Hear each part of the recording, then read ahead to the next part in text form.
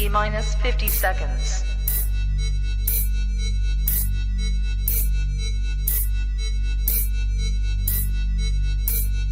T minus 40 seconds.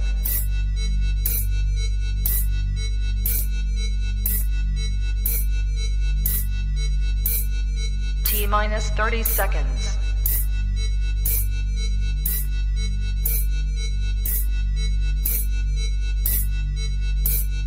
T minus 20 seconds.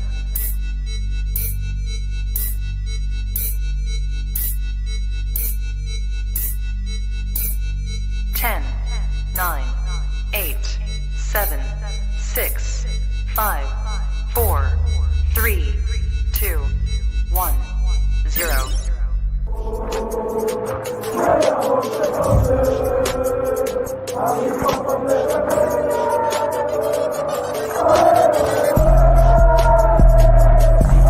Shout out to Kopish. Shout out to Kopish, guys. Keep all the good work the up. two legends, Emil Heskey, Howard Gill. Can't get much better than that, guys. Yeah. You know what to do now. Like, comment, subscribe. I'm with legends, guys.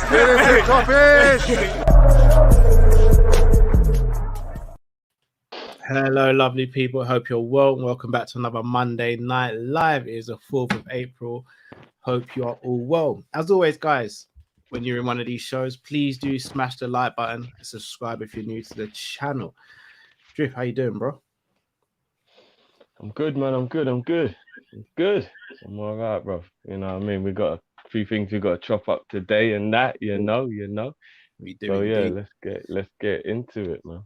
The first topic we're going to speak about is obviously our squad. So Klopp did a press conference today and said that Trent has been ready for about 4 or 5 days, which kind of feeds into the conspiracy theory that he was fine for the international break, but Klopp just said to him, big man.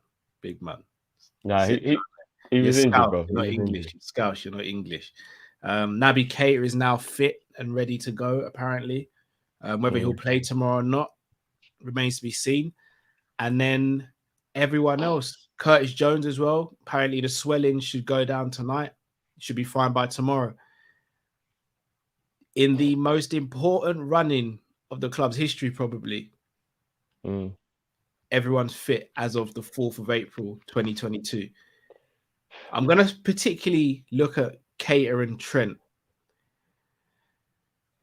How big is this that we've got a fully fit squad, Drift? It's essential. Only way we can actually achieve anything. Reason why I'm scared.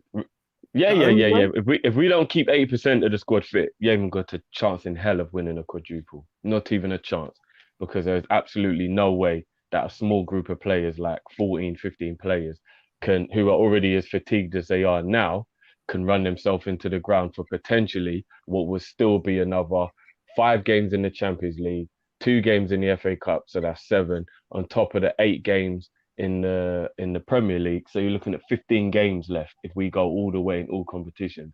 As tired as they already are, 15 more games is a hell of a lot of football. It is. High intensity as well. When you think of it being April and there's a potential 15 more matches, that's actually mad. I don't even know how many games we've already played, but I'm guessing it must be somewhere around 45 to 50 maybe in all comps.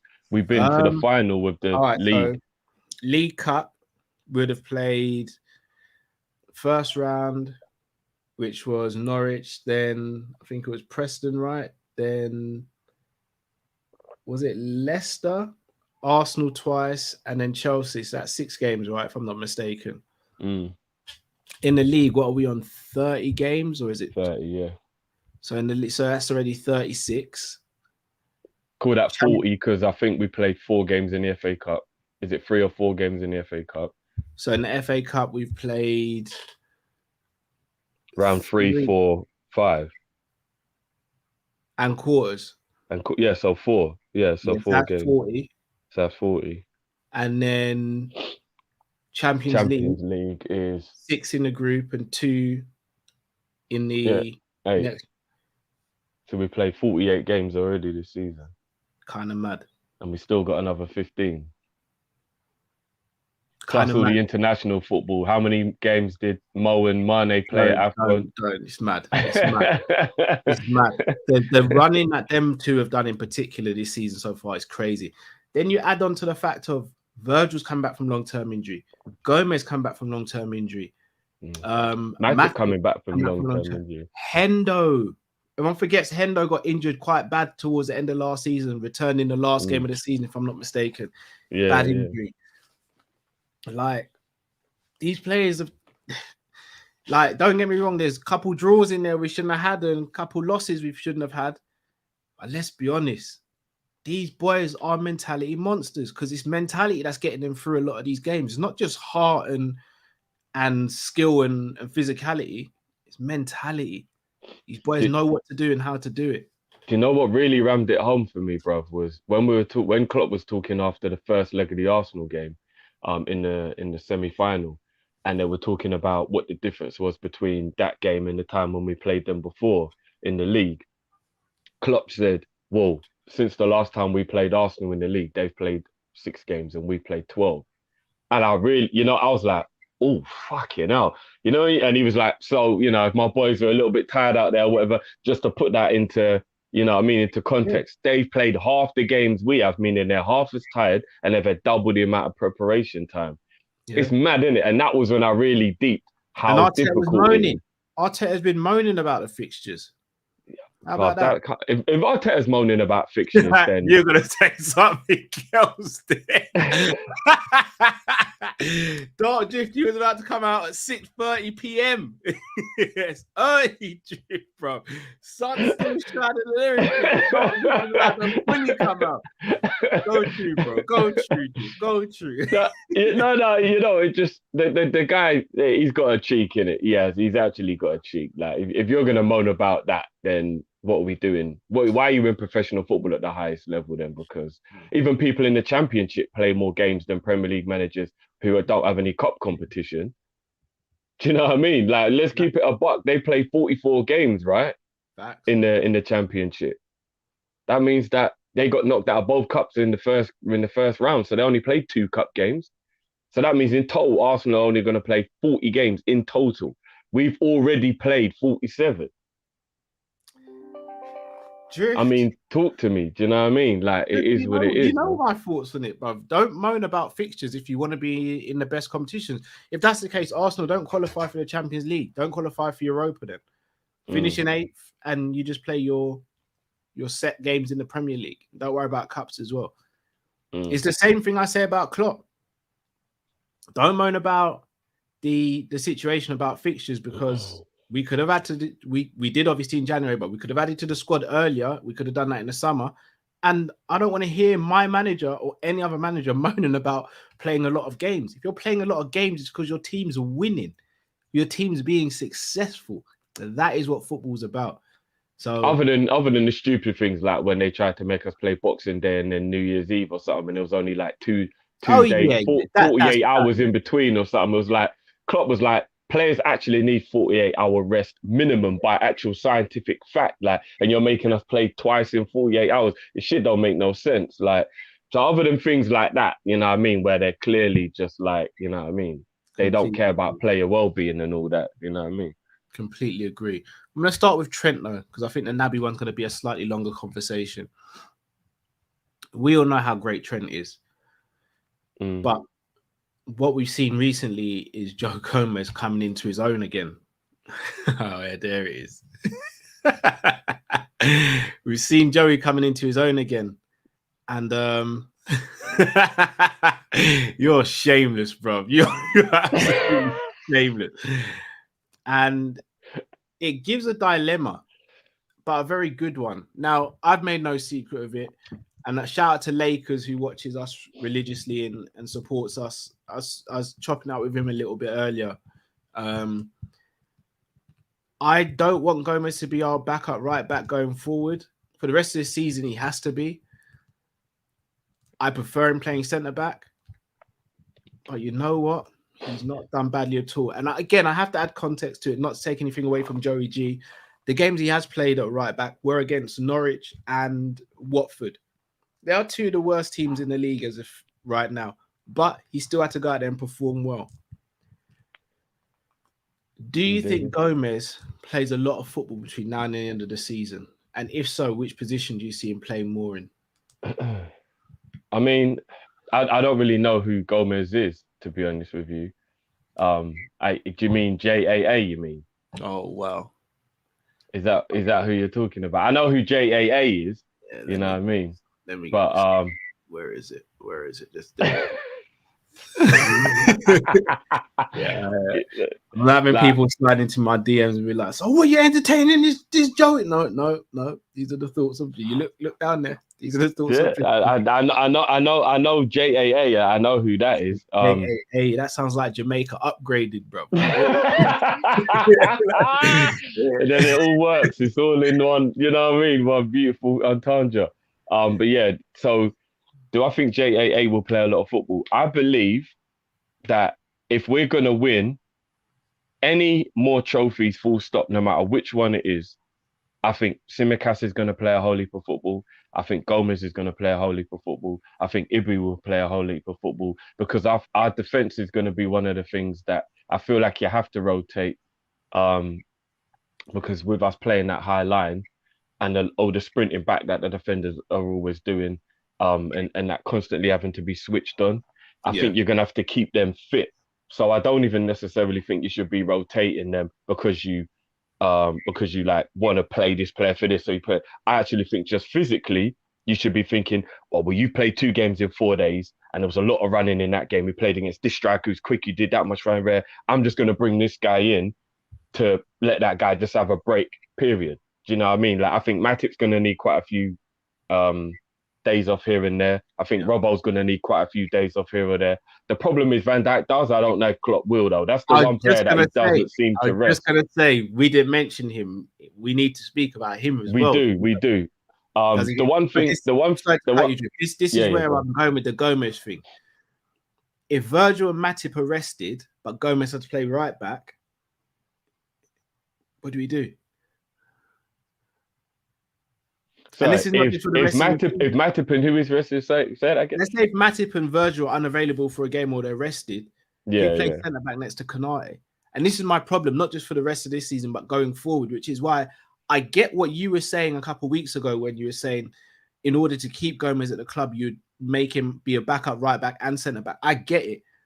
But I think Gomez is not silly enough to know that if we have a backup right back, then he will still get games, especially next season when he's fully recovered. And he seems as though he's fully recovered now. Shout out to Bobby Dazzler in the comments. Said Milner at right back.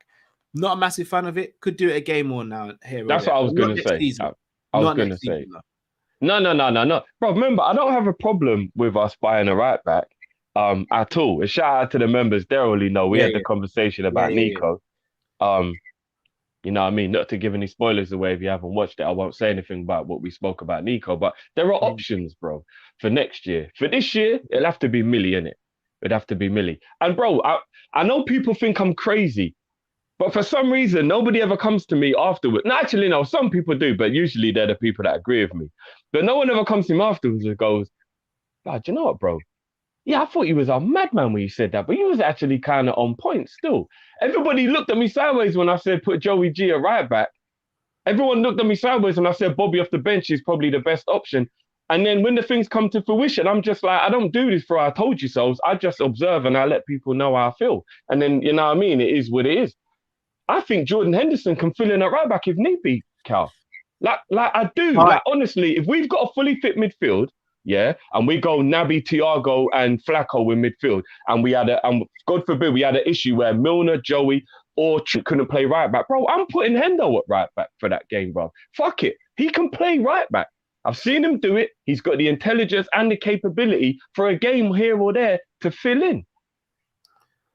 Don't scarf at it until you see it. I'm telling you. The last time we saw Hendo play at right back was Leicester 18-19 at Anfield. And to be honest, he didn't have a bad game. He didn't have a bad game at all, bro. The thing is, I know people in the chat aren't really on board with it. I would only do it as an absolute emergency. But here's the thing. Yeah, that is an emergency. That's fourth choice. That's an emergency, isn't it? when Milner moves on, effectively Hendo could become a utility man to an extent because he can play as an absolute emergency at right back. As an absolute emergency, he can play at centre back. He can play in the 6 and he can play in the 8. So he can potentially become a bit of a utility player. I don't know. I just would prefer us to go and get a specialist right back to compete with Trent in the same way we did with Tsimikas and Robbo. It just puts my mind at ease and yeah. No, but you're talking more future. So I feel like I got something in my eye. You're talking more future, bro. I'm talking about right now when the window's shutting and nothing we can do. I'm saying Hendo at right back if need be, because I see a couple of people saying Flacco because Flacco has played right back. I don't want to remove Flacco from midfield in important games. I think that's more detrimental to the. That's more detrimental to the squad, to the overall play of the team, in my opinion, to put Flacco at right back than in DM, especially if it's a big game. Say it was Real Madrid in the Champions League final, and that was, God forbid, the situation. Hendo at right back makes more sense to me than Flacco does, because then Flacco's in his best position. There's no point putting two people out of position. It's better if one's in their actual position and then there's just someone else subsidising. Because I know Hendo can play the 6 very well, but not as well as Flacco. So what's the point of putting two players out of position? That's why I would rather just have the one player out of position. And don't doubt the captain. Don't doubt the captain. I'm telling you, he's got the energy, he's got the intelligence, he's got the positional awareness, and he can cross. The only thing he can't do is maybe catch a player who's quick that might be able to do a little shimmy and do him. But let's be real, that can happen to even great right backs. That isn't even really anything that I think you could shade Henderson for. I was going to say, Trent can't either. The only person in our squad who can probably is Gomez in terms of a pace. Pace-wise, like if someone leaves Trent and they're quick, then Trent isn't catching them. So, do you know what I'm saying? Yeah, even Flacco at right back ain't got the pace. The tricky winger who just does him. Do you know what I mean? So, I truly believe that Hendo and Milner as third and fourth choice, while Gomez is the actual backup, it should be enough to get us to the summer. When we get there, we'll have the discussion. Again, I don't want to give away the members video for anyone who hasn't watched it. But we'll talk again, 100%, bro. We'll definitely talk again when we get into the summer. And I agree with you that, buying a player would not be a bad option at all. But right now, you see the thing with injuries though, Cal? I don't like the fact that an injury can happen like that. And that's what scares the shit out of me. It's an untangible, thing that just nothing. Like I could wake up right now and just be like, give me a sec.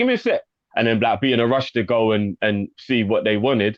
And that's pulled my hamstring. That is how an injury can just happen like that, bro. Do you know what I mean? And I know professionals obviously fitter than I am, but you just don't know. So I don't even like thinking about the fact we got a fully fit squad and stuff like that, because I really do feel like that is a one game at a time type of scenario. Of course. You know definitely. what I mean? I agree with that. I agree with that. But we spoke about Hendo just then and midfield, etc. Naby, Deco, Keita. Splits opinion still to this day. Splits opinion between us three, me, you, and Matt. The running of this season, I'm gonna go ahead and say it and say it out on a limb. If Naby finishes the season strong, he completely saves his Liverpool career. If he doesn't, I think it could be the end of the road for him. What's your thoughts? I try not to get beaten up. I know I'm getting rushed though. I'm just no. I'm joking. I've said my goodbyes to family and all that. I know. Yeah, I'm joking. I actually think Naby's already saved his Liverpool career, if I'm being honest. I don't think he deserves like a bumper contract. I don't think he deserves a 4 or 5 year extension or anything like that. But I would give him a 2-year extension, so he'd have 3 years left. And then at the end of next year, if he hasn't continued the improvement, he'll have 2 years on his contract. He'll be 27, and he'll still be of high value in the market. And we could probably get at least 2/3 of our money back. That's how I would look at it. You know what I mean? Because I think Naby's done enough, bro. I feel like at the moment, Ox probably is the one who will have to go. I think Jones should go out on loan. Origi's already leaving. So I think there's a couple places in the squad that will be opening up for any potential transfers that we want to make to come in. And for me, I feel like Naby has done enough this season. He hasn't been brilliant in terms of like the player we thought we were going to get. We thought was going to get an absolute world beater. But I see the talent in there, and I think he's definitely done his part. And I think he's become a bit of a genie, Cal. And I know that I'm not even saying this to you, I'm just saying in general. I know because you actually rated Genie and you didn't underappreciate what Genie did. But I feel like with Naby now, it's becoming a little bit of a thing where, because it was easy to poke fun at him when he was playing crap and being injured all the time, this season it's gone under the radar when he's done really good performances, but nothing spectacular, nothing that stands out on paper, no stat sheet type of incidents, but just that neat, tidy, keeping the ball, keeping it ticking over, doing interceptions and just being neat and tidy in the game. I think he's done that quite a lot this season. So he hasn't been spectacular. He hasn't been brilliant, but I think he's done enough to show his value to the team. So I would give him an extension and keep him on the same money. And at the end of next year, if there hasn't been another improvement on that, then we can have a conversation about maybe it's time Naby might have to move on. Right now, I think he's done enough. Fair enough. I obviously, I disagree, but not like you're a crazy man for saying what you say. I just disagree. I still think he could do more. I think he's a quality player. His talent is unquestionable, but I'm still not fully convinced, not just by his play, but inconsistencies as well as the injuries as well. But look, if we keep him, he still gets my support. The only problem I have with it is if you keep him, it could potentially shut the door on us getting another younger midfielder who I think would have a higher ceiling and probably be better for us straight away as well. But again, it swings and roundabouts, innit? Do you want some bad news? Go on. There's a lot of talk, and it's coming from the Arsenal camp, not even coming from the Brighton camp. So I don't even necessarily think it's rumours. I think it's facts that Liverpool actually approached Basuma in January, and his court case has been dropped because apparently it was his friend who did what they did anyway, and he was arrested. Where's the bad news? Where's the bad news? Because he was with ribs me, bruv. Just ribs me. What? So first of all, I think he was just caught in the crosshairs because of who he is. So I think he's all right. But what the talk is out of the Brighton camp, bro, is that he actually only wants to move to Arsenal because he's an Arsenal fan. And apparently when we spoke to him in January, he actually said, I kind of respectfully, I'm going to hold out to see if Arsenal try and sign me. So even though he's absolutely ludicrous for that, and you know what I mean, it shows lack of ambition, I can't really cuss a man who is a fan of the club. If he's a fan of the club and that's where he when it goes, then we all know what it feels like to love a club, innit? So if that's what he wants, I can't really be angry at him for it. So if I'm being completely honest with you, bro, when I heard that, if true, I turn my back on Basuma anyway. Not in a bad man way, I still think he's a brilliant player. But if you're going to pick Arsenal over Liverpool, even if you are an Arsenal fan, that shows that you're more going with emotion rather than common sense. Cool. Do what you got to do, innit? So I think we got... Please! Please! No!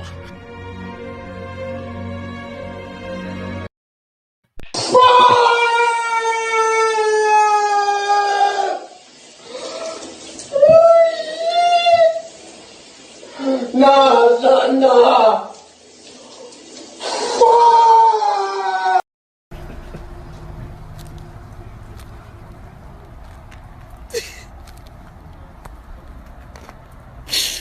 I'm so tired of this shit. Man, I'm tired of this shit. I'm tired of this shit.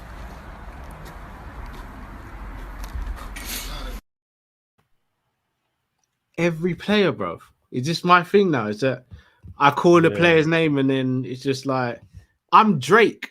That's what I am. You see how Drake has that curse on whoever takes a picture of Drake, they end up losing a sporting event. That's me. Yeah. I'm the Drake of Liverpool transfers. But what's mad is that we actually did approach him. And I don't know if that was to sign him in January or to just get everything done and dusted for it to already be a foregone conclusion for the summer. But either way, Liverpool did talk to Basuma in January, which is mad because it means we move a lot quicker than we think we do as fans, maybe because we didn't know we was going to get Diaz. We didn't know we were talking to Basuma. We didn't know we was talking to Carvalho. We actually did quite a lot of negotiating in January, which we didn't think we would do. But yeah, it looks like it's going to have to be a Gravenberch. But here's the one I don't like, and a lot of people was hitting me up about it today. it's only 25 mil for a certain Leicester midfielder that Tielemans. neither of us believe is good enough. Mm-mm. Don't put me in that. It's you and Matt who say that. I rate Tielemans. We're all going down, bro. We're all going down. No. Well, bro, say you want Tielemans at Liverpool. Keep bigging it up, bro. Use that Drake shit. I want Tielemans. Go on, Cal. Do it. I want Tielemans. He ain't good enough for Liverpool, bro. He's not. All right, I'm not being funny, Drift, but you said a controller like a Neves. Tielemans can control just as good as Neves. Yeah, but Tielemans gets exhausted and like he's very like up and downish, bruv, with his performance levels. It might be because he plays for Leicester, don't get me wrong, but he is so inconsistent, bruv. He's one of the most inconsistent midfielders I've ever seen in the Premier League, bro. He's a 10 one day and then a 4 the next day. And I'm like, bro, why are you all over the shop like this, bro? Maddison's way more inconsistent than Tielemans. Nah, Maddison went through some injury problems, bro. No, Drift, he's inconsistent. This season, Maddison has been on smash, bro. No, he hasn't, bro. Yes, bro. In comparison to how poor Leicester have been, Maddison's having a good season, bro. No, Drift. He basically has a few good games, and he's like, yeah, he's back, and then no. Maddie's back, bro. You're just biased towards Maddison, bro. No, Maddie's back, bro. Maddie's back. Back from what, bro? From the injury. So if it was literally our decision, Kopish right now we're making the vote whether it was Maddie or whether it was Tielemans who was going to join Liverpool, and it had to be either or. And I put my bet on Maddie. You'd put your bet on Tielemans. 100% Tielemans. Hey, dude. Tielemans is a better player. Nah, I disagree with that. How is he not? I disagree with that. He's better than Maddison, bro. No, he's not. He's not. In what way is he not, bro? He's not technically better than him. He's what? Not, Stop. You think Tielemans is technically better than Maddison? Yes. Nah, no way, bro. No way. Bro, if Maddie went to a team that could back him up with everybody being on his level, you'll see it, bro. I'm telling you. Oh, Tielemans passing with both feet, shooting with both feet, crossing with both feet, like. Yeah, but how regular? He's not consistent. Oh, he's more consistent than Maddison, bro. Nah, bro. Maddie went through like a 12, 18-month period where he's just getting really bad injuries and coming back and getting injured again. And it was fucking with his consistency, bro. Tielemans is pretty much fit all the time, and he's still like his performance levels are all over the place, bro. Sometimes Brendan don't even play him. Who's he regularly playing with, bro? Well, yeah, this season I'll give him a black because indeed he's been his centre back. Season, bro. No, indeed he wasn't a centre back last year. That was this year. No, but he wasn't always playing last season. Look, we'll agree to disagree. You'll go Tilly, I'll go Maddie, innit? We'll agree to disagree. No, fair dude. I just think I just think there's a narrative about Tielemans that he ain't got legs and all this. He plays every single game for Leicester, and he virtually plays 90 minutes of every game.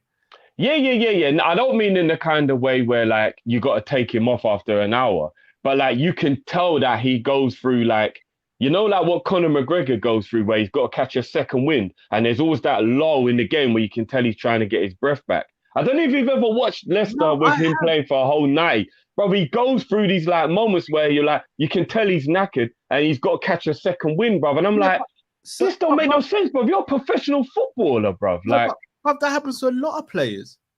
Not as consistently as it happens to Tielemans, bro.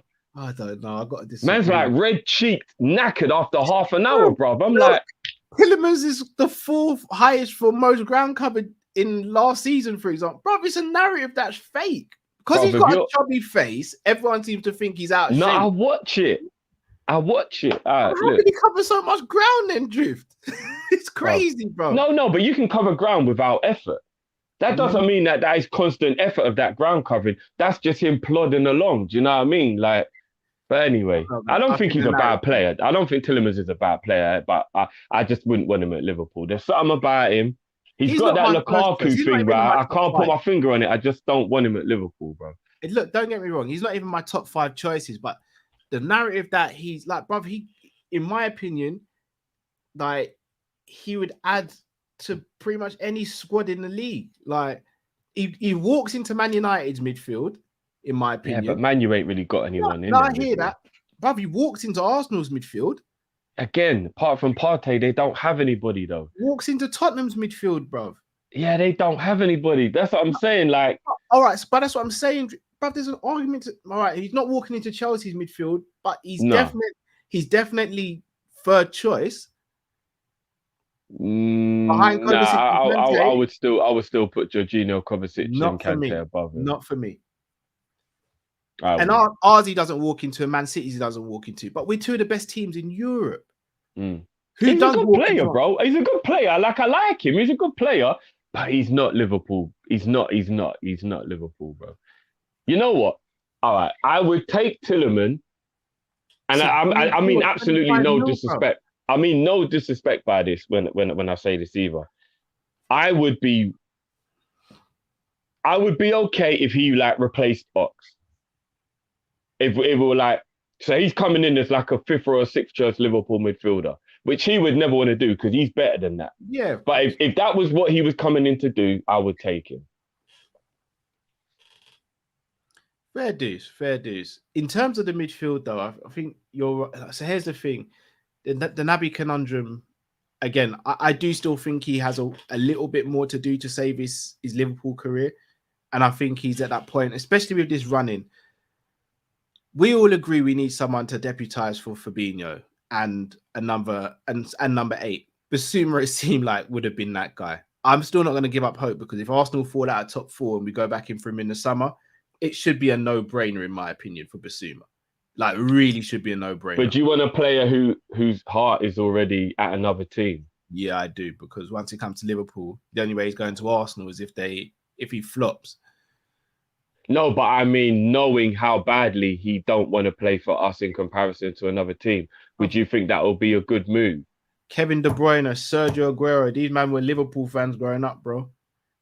No, but that's a little bit different because we weren't in a position where we could buy them, and they weren't doing the like we didn't talk to him to sway his head, and then he was like, "Oh, City, like Liverpool kind of want me. I don't know where," because that's what Basuma's done to us. We've talked to him, and he's like, "Yeah, but I'm holding out for Arsenal."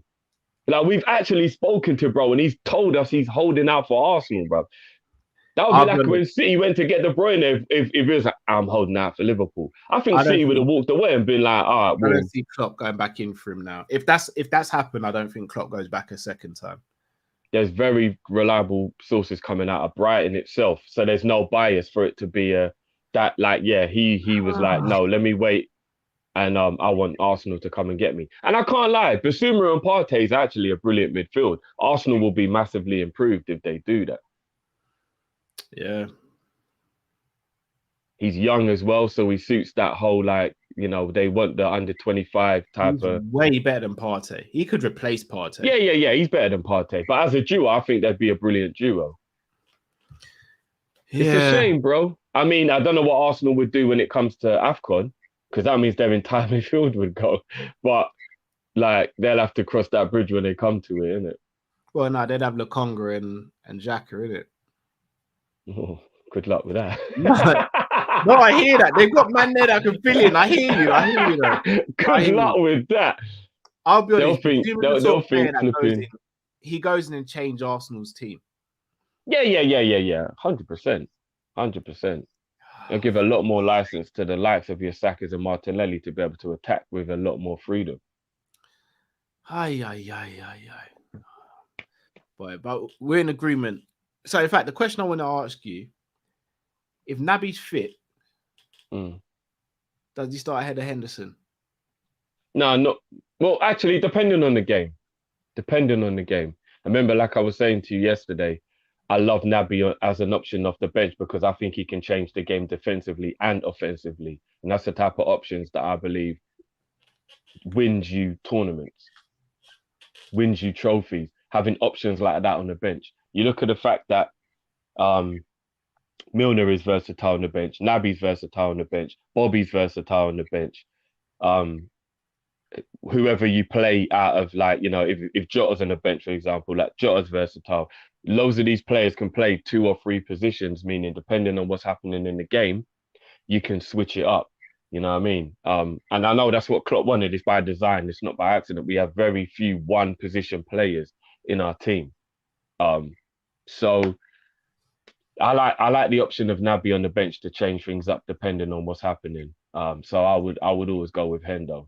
Plus the magnitude of the game. One thing I will say, as brilliant as Naby was away, this is the only criticism I'm gonna say of Naby. As brilliant as he was away at Old Trafford. Naby did play on the right-hand side that game. And Yeah. Thiago could also play on the right-hand side and Naby could move over to the left as well. They are interchangeable. Well, the only thing I will say about Naby, and again, it's not shady, it's just me making an observation in terms of like my memory. Other than that game against Man United, I don't know if Naby has ever stood up in a big pressure game.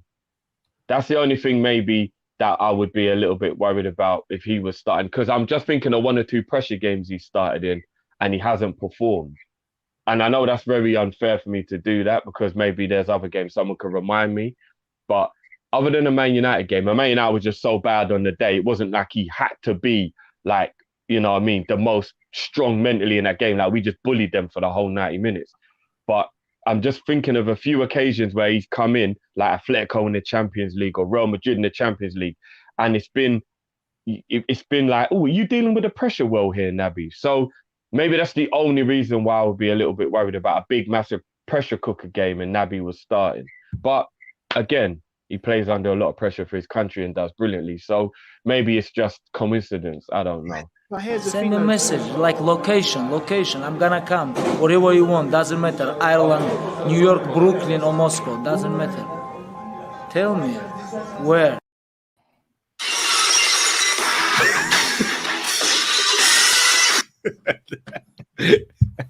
All right, Matt. Wait. Okay. Matt, wait. Yeah. Question for you, Drift. You said Naby's done enough to save his Liverpool career, but now you just said he hasn't really showed up in the big games. No, I'm talking about why we'll play Henderson over Naby in a big game. So for the mentality side of things. But if he's not showing that in the big games or anything, in what way has he saved his career for you then? Because he's shown that he's valuable to the squad, and you don't play big games all the time. You'd arguably say Naby and Origi, Minamino, who probably played the least amount of games, they've shown up in big games, in big moments, though. Yeah, but that's why they're certified. That's why those two, there can be no question marks left over Minamino and Origi's contribution to the squad. There can't be. If there is, then you're just running with an agenda. Those two have 100% proved when called upon, they come in and they do their best and they usually affect the game in some way or not. So I think that'll be an agenda if you still believe that about those two. But with Naby, I'm just waiting. But with Naby, like I said, I truly do believe that he's proved his worth. I think he's been available enough. I think he's performed well enough. And I think that he's been involved in enough games this year to deserve a 2-year extension. And then again, like I said, at the end of next year, we reassess it when he's still young enough to get value and he'll have more years on his contract to have a higher value in that situation. But if you're doing the Henderson and Naby comparison of who would I start, that's when I said, if it's a big game, I just trust Henderson mentally more than I trust Naby in that big game, which is why it wouldn't just be about ability for me putting Henderson on the pitch.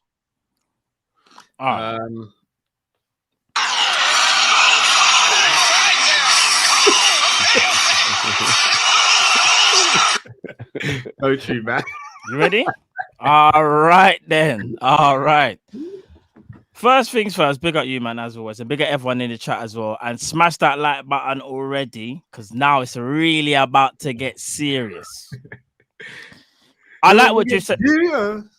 Trust me. I like what you said, though, in terms of like, he does feel like he contributes in terms of he deserves that new deal. He does. And I think just right. I know, Callum, you're kind of different. That I think you probably feel that our time's kind of gone, or we've kind of passed Naby and hasn't really lived up to the billing. Fair enough, everyone. You know, you're allowed to say that, just like how Drift is and how I am to say my piece, yeah. But you see, when we talk about big games, now this isn't discrediting the people that Drift has named, but has Taki Minamino ever played against Bayern Munich at home? has Taki Minamino played against a Chelsea away from home?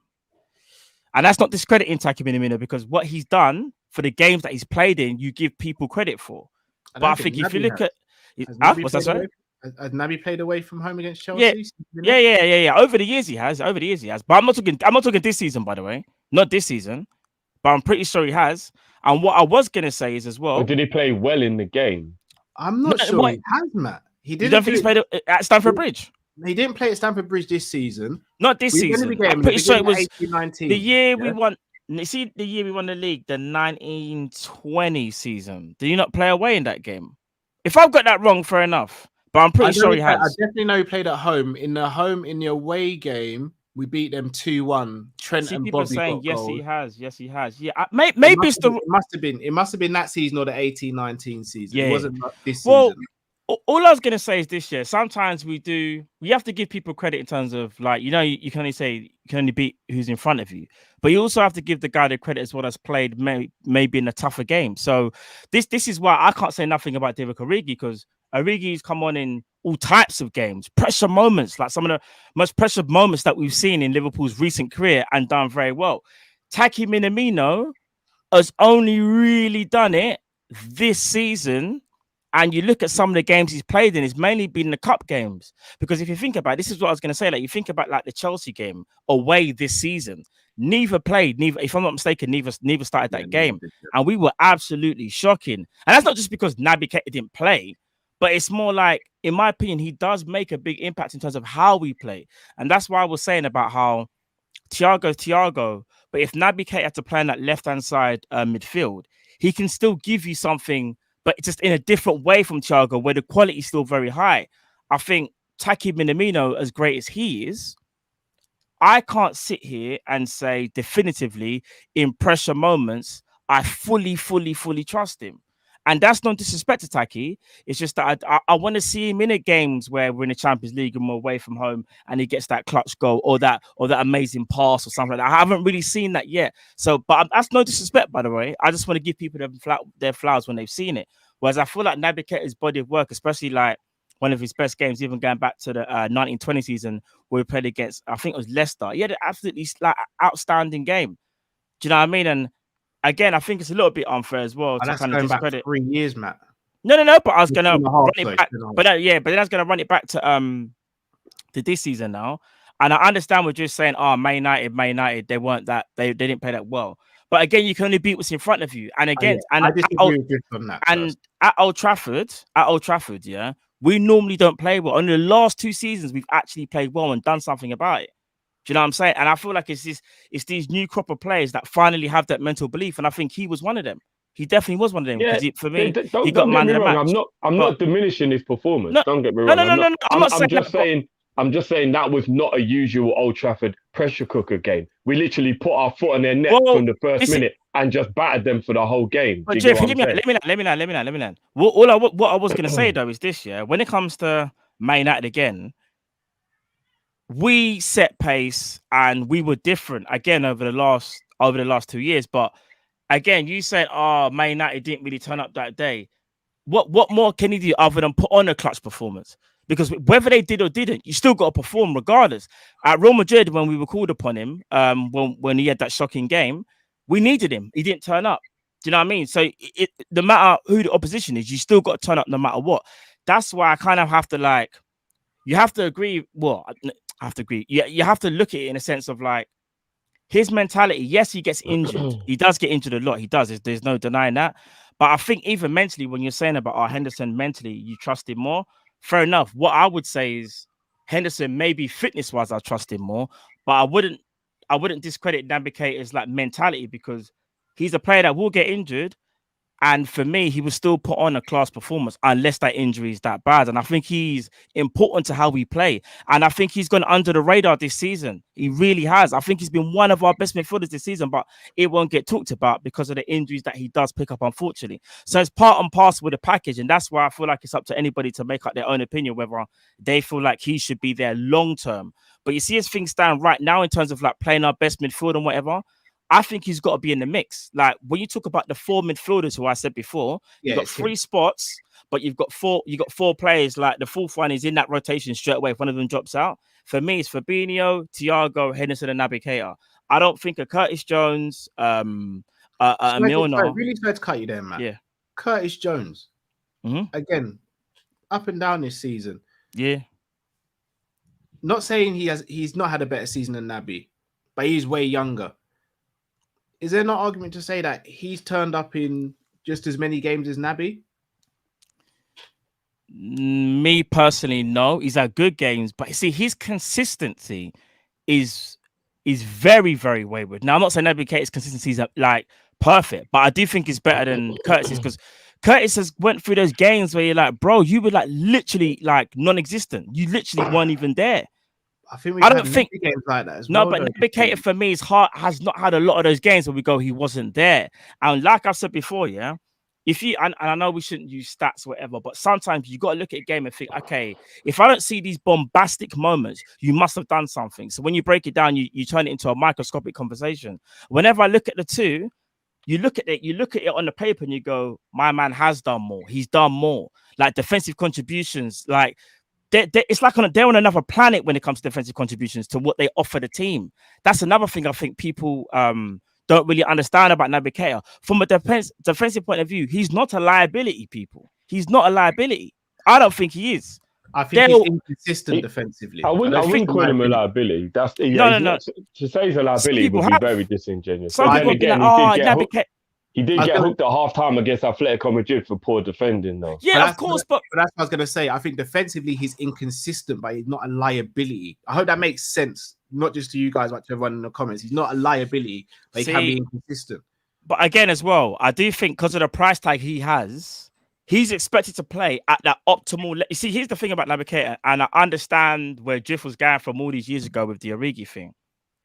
If you've been out for so long, or like 3 weeks or whatever, and then you have your first start, you're expected to just like play amazing. You're not even allowed that bedding in time because that's how we are as fans. You're like, bro, like you've been out for so long and you can't even do X, Y, and Z. It's like you gotta give man time, let him get rhythm. Because we've seen what happens when Naby Keita gets rhythm. Look at him this season. Before he gets injured, then he has about 3-4 games, bro. The guy's serious, bro. I've been saying this for a while, and then people jump on the bandwagon. Then he gets injured, and then people go, "Oh, you know what? This is why I don't want him. You know, get rid of him." It's like you have to understand he's been injured, and if you've been injured, anyone that knows about injuries and played in sports, for you to play at optimal levels straight away is very, very hard. And if you can do that or replicate at least close to that, you're doing a good job in it. You're doing a very good job. So. You know what I mean? Is that not where the argument comes in, though? That's what most people's issue is with Naby, why they want him gone. We've always got to cope with him coming back from injury. I hear you. And he's not good at being great when he comes back. You're spending the majority of his Liverpool career waiting for him to find form, where he's just going to get injured again. And then what was the point in finding that form? Well, here's the thing. Like, I know the injuries as much. No, but see, sorry to cut you, because if that was the case, then I'd have that energy for Thiago as well, because Thiago gets injured just as much as Naby. This is what I was going to say. But here's the thing, though, Matt. He's more favoured, though. You have to understand. He's more favoured. I'm only speaking for me, but yes, he is in our fan base. He is more favoured. That is a fact. The reason why I don't hold that heat with Thiago, though, is because when Thiago comes back, the rhythm straight away, pretty much 9 times out of 10, the rhythm's is there from minute one. Different players, though. No, I hear that, bro. But even though they're different players, I'm still seeing the rhythm quicker. I'm still seeing him fit in quicker. Whereas when Naby comes back from injury, how long does it take him to get in his stride? And then by the time he gets in his stride, does he get injured again? And then it's like, can we rely on this guy? Like, plus again, for me, I get where you're coming from as well. That the fan base look at his RB Leipzig days and expect him to play a certain way. Let's be honest, as fans, we should stop doing that, because bloody Fabinho was playing right back for Monaco a couple of seasons before we signed him, and it's a completely different player now to what he was then. You can also look at someone like a Gomez. Gomez started off at left back. He's not that now. He's a centre back. Alisson. All these players play different now because we're a different team and we've got a different organisation. Robbo is a prime example of it. My problem with Naby is, though, it's not just the injuries, it's the inconsistency when he plays. And I get what you're saying about the defensive stuff, because there are times where we watch games and I'm like, yeah, Naby was very good defensively because he intercepted well and his positional play was really well. But there's other times where I see players move away from him and there's no recovery pace to get back at them. There's no intention of him thinking, I need to be switched on proactively here. And again, that's a little bit of my frustration. Maybe that's not Naby's game. It probably isn't. But if he's being asked to do a job and he still hasn't mastered it by now, then it's hard for me to jump on board. He's improved this season. Don't get me wrong, Matt. If let's say, for example, he left last summer, I'd be looking at him as one of our biggest flops. If he leaves now, after this summer, I'm looking back and saying he's one of those players that didn't achieve what we expect him to, but he's not a flop, if that makes sense. I hear what you're saying. What I was going to say, though, when you're doing like, you understand, and I understand why you're doing it, because I kind of did put them, because I said even position-wise, but you're comparing a Thiago to a Naby Keita. Thiago is all worldly. Like that, he's on another planet. Like not comparing the talent, no, Matt. I'm not comparing. No. But just for the test, like we're talking about a guy that's like they. As much as I rate Naby Keita, Thiago's just different. Like he's different. But what I'm saying is, in terms of what they offer the team, Naby Keita can't do exactly what Thiago does, but he could do something similar and do it in a different way. Now you're talking about, him maybe not being switched on at times, but I would say this season especially, I think he's changed that narrative for me. The only thing I can think of really is that Atletico moment, because remember earlier on in the season, so how many games now? About 4 or 5 games. Remember that he made that massive interception, and I wasn't expecting that from him. Remember right at the end of the death when I think it might have been against West Ham when he made that last challenge. Yeah. We weren't getting that out of him. Remember, this is a guy that's always cropped and a guy that's like over 2 yards, over like 15 yards. It seems like he gets slower and slower, but he kept with it. I think we have to give him his flowers. And I just think that, listen, he's here with us now. People can make up, obviously, their, what they kind of feel and think about him at the end of the season when it's all said and done, because things can change. But I just feel like right now, other than the unfortunate injury that he picked up here, he was actually playing very, very well, in my opinion. He was playing very well. And it's a shame as well with Naby Keita as well, because there'll be times when he's fit, we don't see him play. And it's like the prime example, I will go back to it, that Chelsea game. Like, was we trying to win that game playing with Milner and Henderson together? Like, what were we trying to do that? I don't, you know what I mean? It's annoying because I feel like the skill set that he has and what Thiago has, they're both offensive, but they can control a game, especially when you got Fabinho behind. But Klopp loves to go for, the triangle that he feels works well for him, and that's Henderson, Thiago, and Fabinho, where sometimes it's like, bro, take off the handbrake and let's see what Naby Keita and Thiago can do. Because their mindset is from a technical and attacking point of view, I think it's different from everyone else's. But I don't know if we're ever going to see it, unfortunately. Not properly anyway. I've only seen it once or twice. Just to finish up on this, the way I would look at it is, and I'm of the belief that Naby deserves another year and an extension. So this isn't me saying like don't keep him. Like me and Kyle were talking before you come in, Matt, and like I'm all for Naby leaving. I'd be very disappointed if Naby was moved on. You don't want to get rushed like me, bro. No. I said it. I'll be very disappointed if he was moved on this summer, because I believe he's done enough to be given another opportunity. I do, and I like the kid. Like I do like him. And I see the ability in that. There is an ability in there that I wish was unleashed. But what my only gripe would be with him, and this is where I get where Cal's coming from to an extent, is of all the players in our team, he's one of the highest on the list that if he left, we wouldn't miss him. And that's a shame. That's a shame. No, I think you've got to be on. You might personally miss him because of how much you like him, but I mean on the pitch. All right, let me ask you this. On the pitch, Naby is one of the top of the list of wouldn't be missed. Up there with Ox and a few other players that, like, if they go, nobody's going to be like, next season, this is the game we needed Naby for. You're not going to hear that, bro. I disagree. You're not. Do you know I disagree? It depends on who we replace him with. Because if, like, for example, like I said before, you've got you're going to play.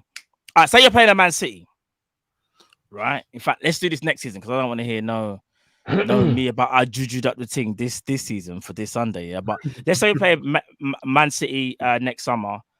Next season. I don't know who we brought in, so maybe that's kind of hard to even make this up. But let's just say, for example, let's say Schumann comes in, yeah. And we need to win this game, and Thiago's not fit. That's there for me where I'll be going. You see, Naby Keita, we need someone that can open up a game because that's not Tchouaméni's game. So that means we'll be going, let's say for argument's sake, we'll be going Tchouaméni, Fabinho, and Henderson. That's all good if you're going to Barcelona back of like 2009 and Messi was on some crud and you're trying to lock up game. But we're trying to win a game. And I'm not trying to say you can't win a game with those three. It's just that naturally you'd think, oh, it's a little bit defensive. Like maybe we needed that one person that can open up a game or just drive with the ball, like be a bit different. But that's the problem, bro. Naby doesn't do that enough for it to be we miss him. I don't think he does, you know. Bro, there's not many games you can tell me where it's been like, we need a goal in the way you're saying of like mad creativity, and Naby comes on and provides that.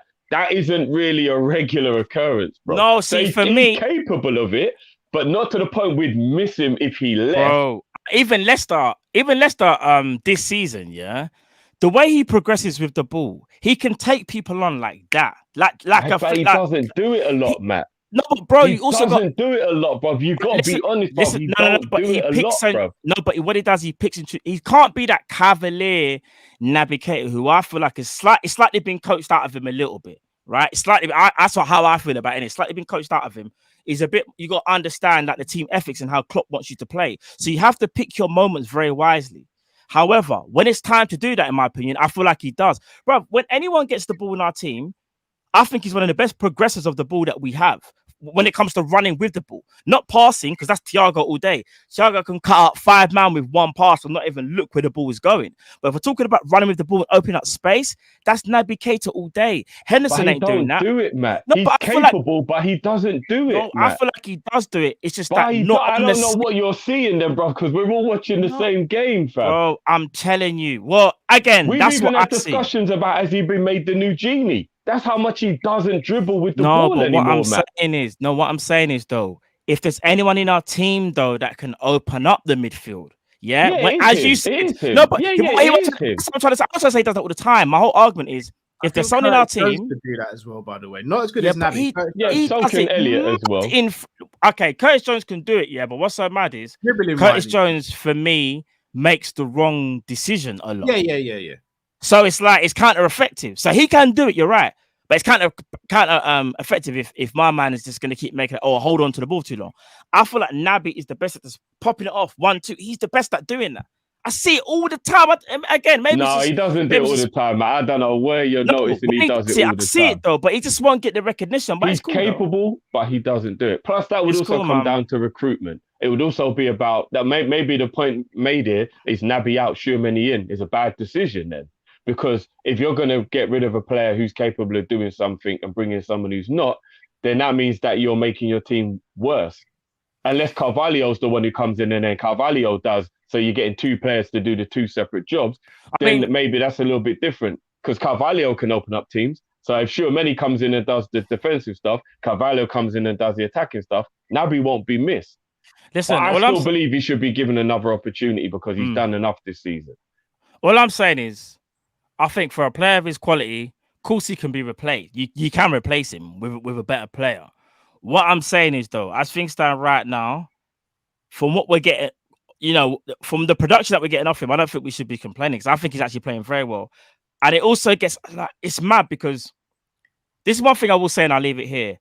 The Naby Keita slandering gets a bit much for me personally because I just feel like it's just people being silly. Because what's so mad is that you'll get people that will ride out for other players no matter what they do, but then another player will do the same thing, and it's like you'll be harsher on them, and that's one thing I don't like, and that's to any player. But people will say, obviously, I'm backing Naby Keita because I say, oh, that's your guy, but it's just more of a case of like, for example, Henderson had some absolute stinkers, right? Naby Keita will lose the ball.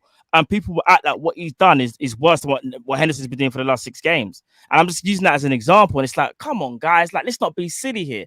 That's where I feel like our fan base can go a little bit like it's hard for us to stay in the middle. We're not for us, but for other people. it's like you just got to gauge it fairly. I feel like a lot of people don't I think really that do was a that bad with example players. because Henderson's the one who gets ripped the most in our midfield. So No, that was a bad example. well, you say that, No, but it is, bro. that was Henderson's Naby the one who Keita. gets ripped the No, most in our midfield, man. that was That Naby was a bad. That Keita. was a bad Nah, example. it is Hendo, you know, man. I'm not even gonna lie. You It's think 100%. Henderson? It's Yeah, 100% he does. Henderson. I've Yeah, seen Hendo some gets people say you can't. I've seen some people say you can't take him out the team because he's the captain. Yeah, that's a minority, bro. The majority slander What a Henderson, minority, you know. Nah, bruv. Seriously. Hendo, no, don't get me wrong. Naby gets it as well, but Hendo will have a good game and people will be like, the guy's a donkey and he. Yeah, Oh, it's like mad. it's Hendo nuts, gets it, bro. man. It's actually mad. nuts, bro. But here's the Like thing, though. Hendo can't do enough. Like, and he's still not won't get no praise. No, It's but here's like, the thing, raw. though. What Henderson is going on there? having it in different seasons this season, yeah. Like, all right. In your opinion, who do you think's had a better season? In your opinion, I'll start with you. Oh, Who do you Hendo's think- had a better season than Naby. Okay, what about you, Cal? He had that dip in the middle, but either side he's been way better than Okay, Naby. okay. What about you, Cal? Do you think he's had a better season? I do, yeah. Fair enough, because I feel like Naby Keita, if you add up their good performances, I feel like he's had better performances than Henderson. It just has, in my opinion. I think Henderson's been there long. He's had a longer stretch, and maybe because he's had a longer stretch, we've also seen the worst of Henderson this season. Whereas with Naby Keita, he had some bad games in the middle, bro. Yeah, with Naby Keita, it's more of a case of I've seen good games for Naby Keita. Look at Naby's best game this season.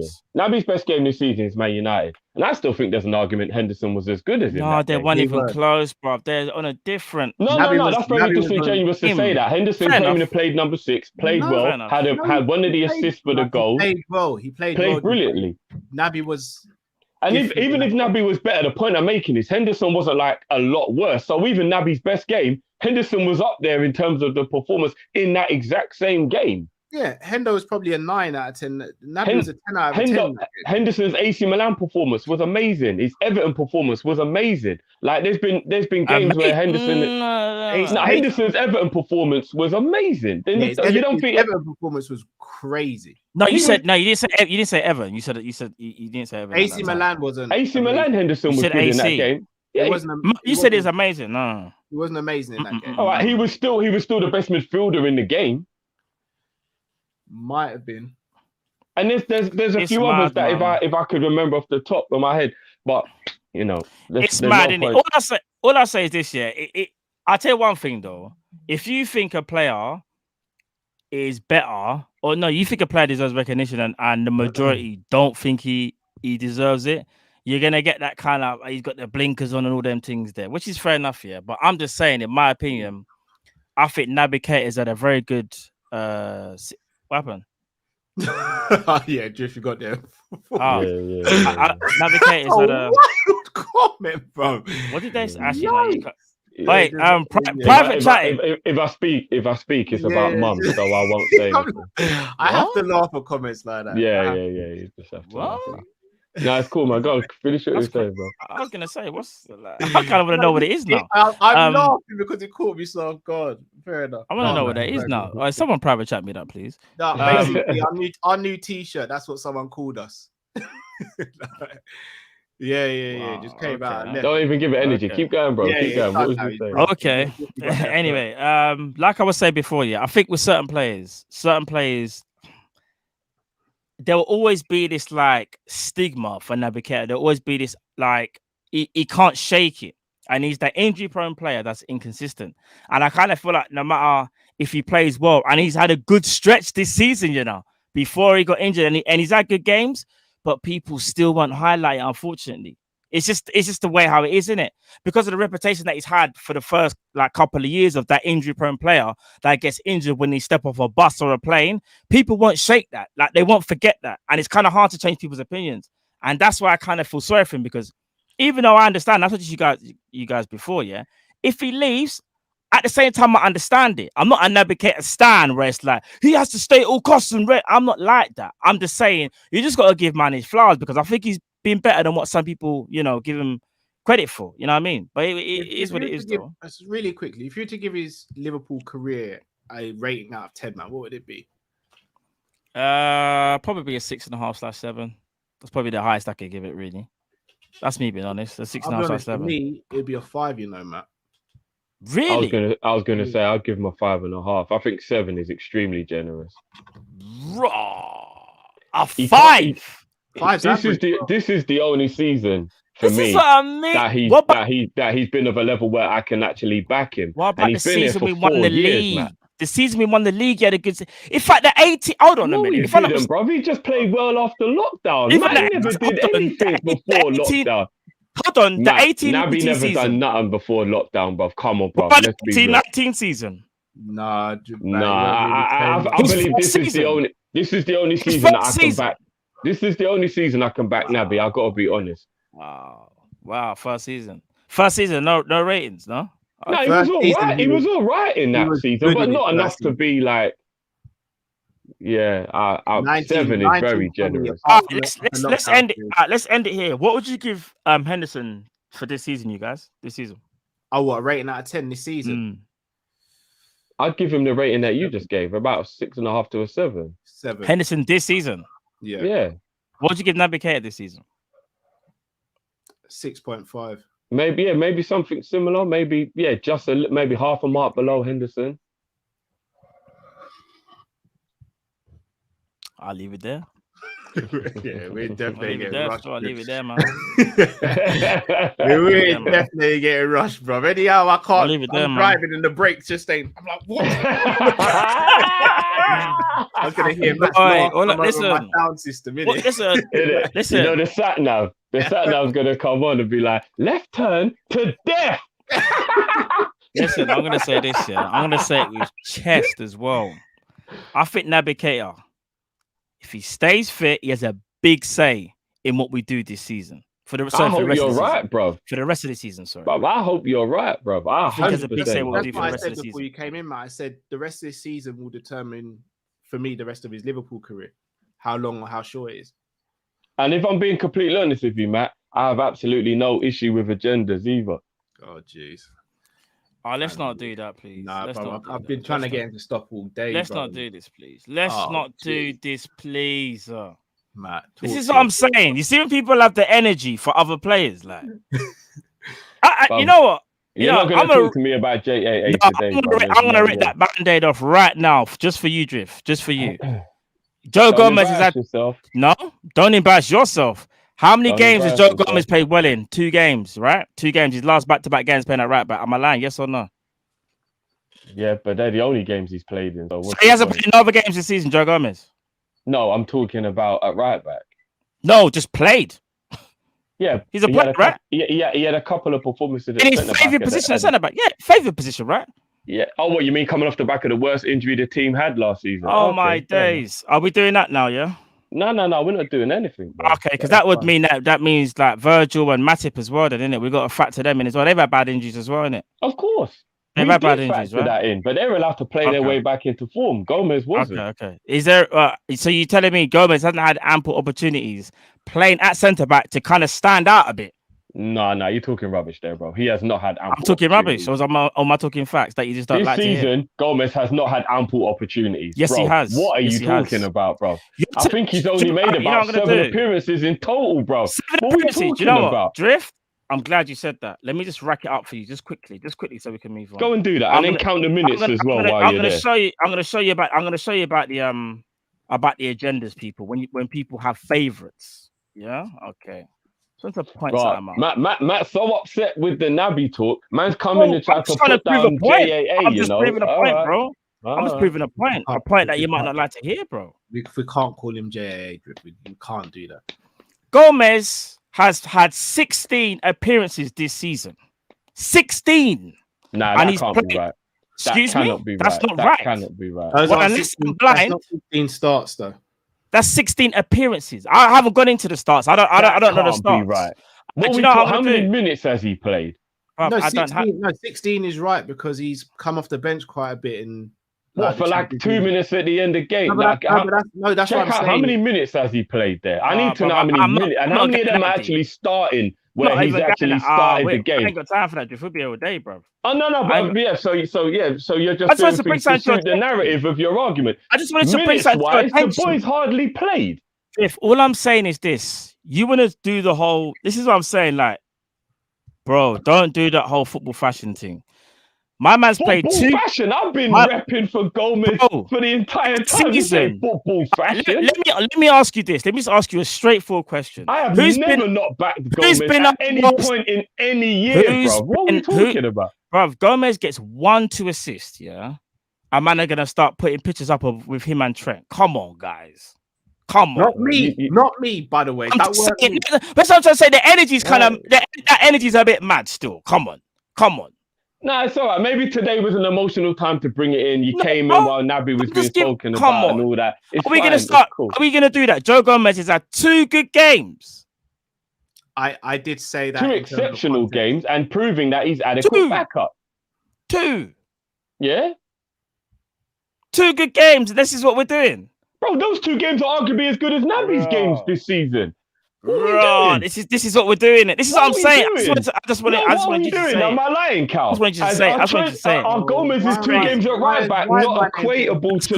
That's crazy. That's crazy. I mean, anyway, 2 good games and people are losing their stuff. Let's move on, man. Like JAA. Let's move on.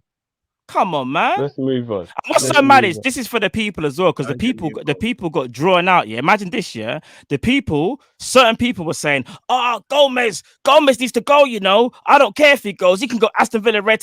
Now people saying, "He's exceptional." And we're not talking about me. Yeah, but we're not talking about those people. No, we're not talking about those people. She wasn't even aimed at some of the people, because some of the people, yeah.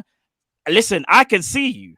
The same people that were calling for Gomez to leave and are the same people that are on him now that are saying, right, he's sick, you know, he's sick.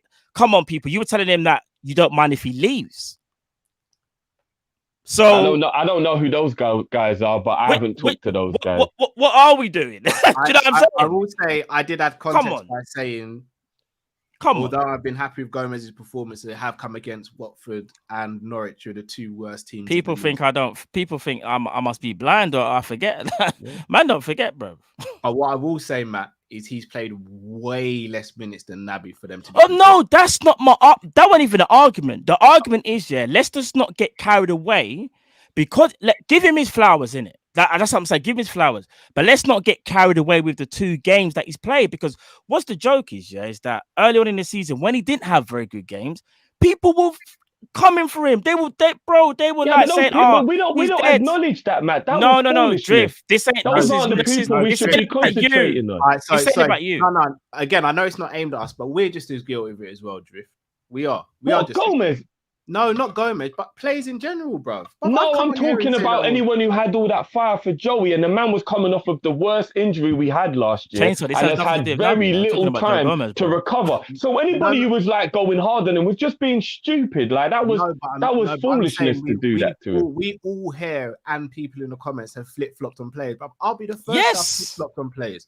Oh, that's football, isn't it? But what I'm trying to say is not you, Drift. There's certain people in here that had chest to say, Gomez is done, you know.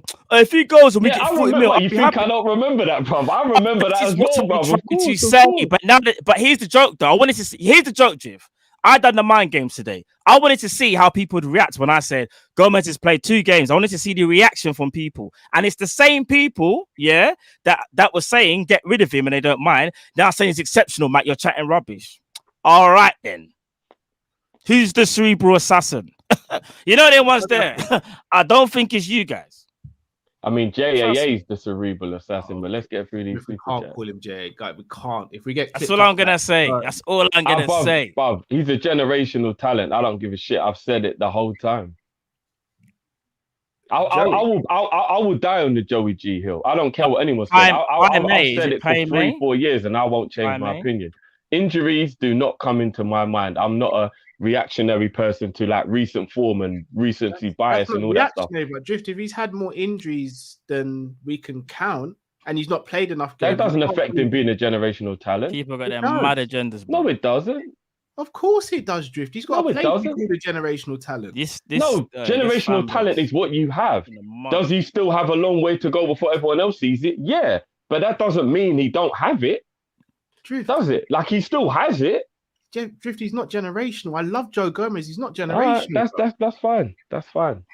I'll sit on the hill by myself. It's fine. Drift, that's crazy, bro. I told you lot already. Rio Ferdinand reincarnated. I've said it. Not. They're nothing alike, bro. All right. It's all right. It's fine. I'll sit on the hill by myself, bro. I'll sit on the hill by myself. I don't mind. I don't think Joe Gomez. I'm gonna be honest. Joe Gomez is sick, but I don't think he's generational. Though. We don't all have to agree here. I don't think he's generational. We don't have to agree. It's fine. That's a wild take, Drift, bro. Nah, man, it's generational. It's not. How's it not, bro? Name me an attribute that Joey doesn't have. He's not great in the air. He's okay enough in the air for it to not be a liability. But he's not great. With one thing, he's not great in the air. What other thing is he not good at? Reading the game.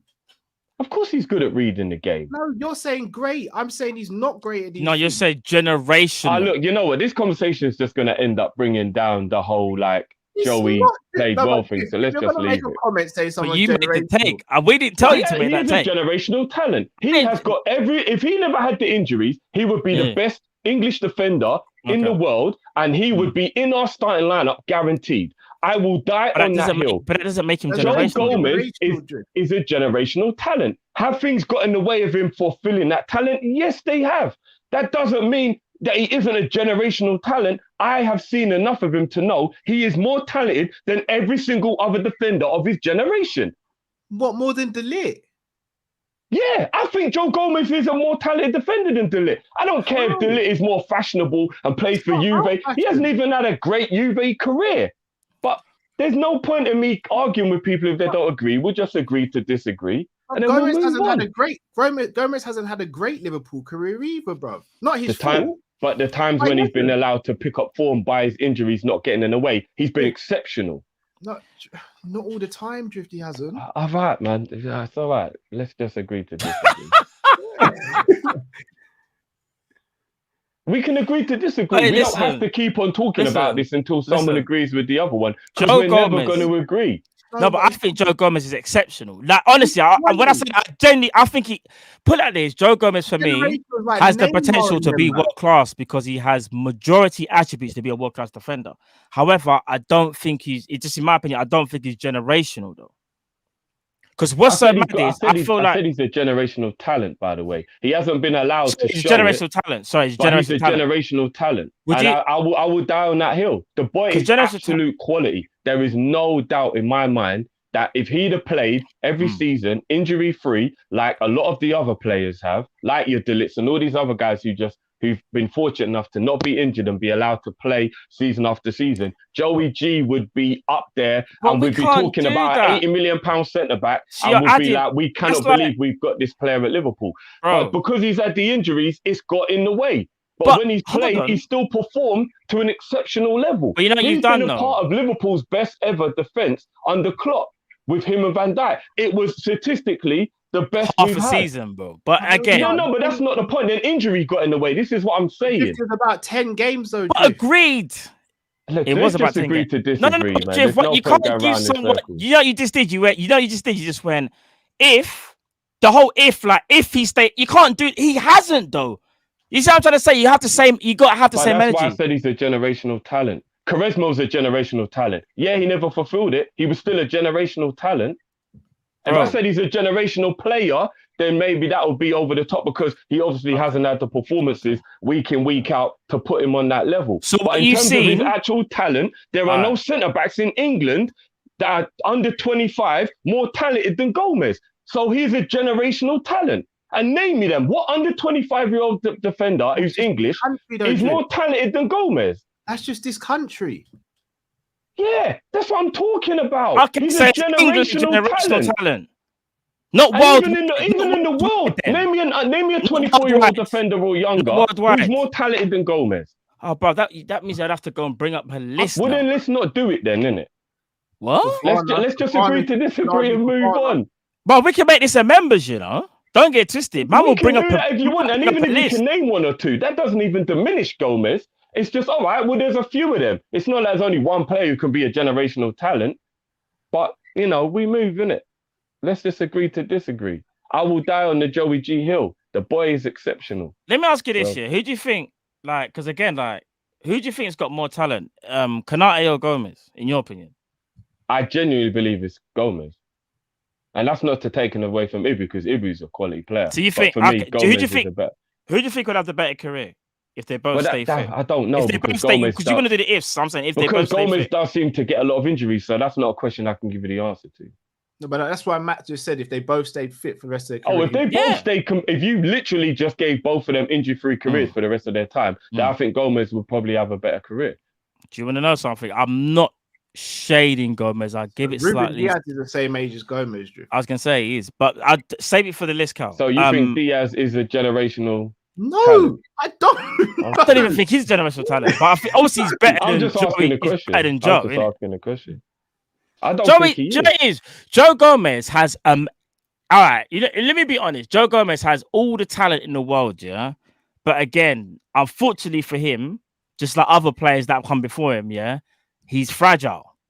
He's just fragile, but innit? That doesn't diminish his talent. So that's fine, but that kind of holds a lot of weight. His talent, though. That holds a lot of weight. That's fine. So they lose a lot of weight. So that's fine because we can say, yeah, he's got everything. But then when you deep it, it's like, okay, he has everything, but we're never gonna see it. All right, that's cool then. That's fine. But so that statement then doesn't hold a lot of weight. Then that's what I'm trying to say. Like, you know what I mean? Because we haven't seen. Let's disagree to disagree. Why don't you not just keep going on about it? Let's just move on. But no one was going on about it, bro. We have to address wild statements, bro. It's not a wild statement at all. It is a wild statement. And I'm not going to change my opinion, so I've given you my reason. No one's telling you to. Going on about it. No one's telling you to. I didn't change my opinion with that. I'm not changing my opinion. About all right, if I turn around and I said, bloody, I don't know, I'd beat John Jones in a fight, you'd be like, well, justify that. That is how wild you think the disrespect to Joey. Oh my days! I'm not doing this because you're listening, but you're not hearing. No, but that's something that of course we've got to address because that is just a stupid statement. Joey being a generational talent is not a stupid statement. So because the statement was wild, we shouldn't address it. It's not a wild statement. Why? No, in your opinion, it's not a wild. In your opinion, it's wild. In your opinion, it's wild. There's loads of people that won't find it wild. Say something. If I say something, you don't address me, right? You address me. Wild opinion, then. And I did address it, right? You don't address me, right? I actually did address it. Back and forth about it. Yeah, and then I said, let's agree to disagree. But for like 10 minutes, you lot keep going, nah, but I'm like, I'm not going to change my opinion. So why are we going to keep headbutting? Let's just agree to disagree. If you do have the ability to just go. Let's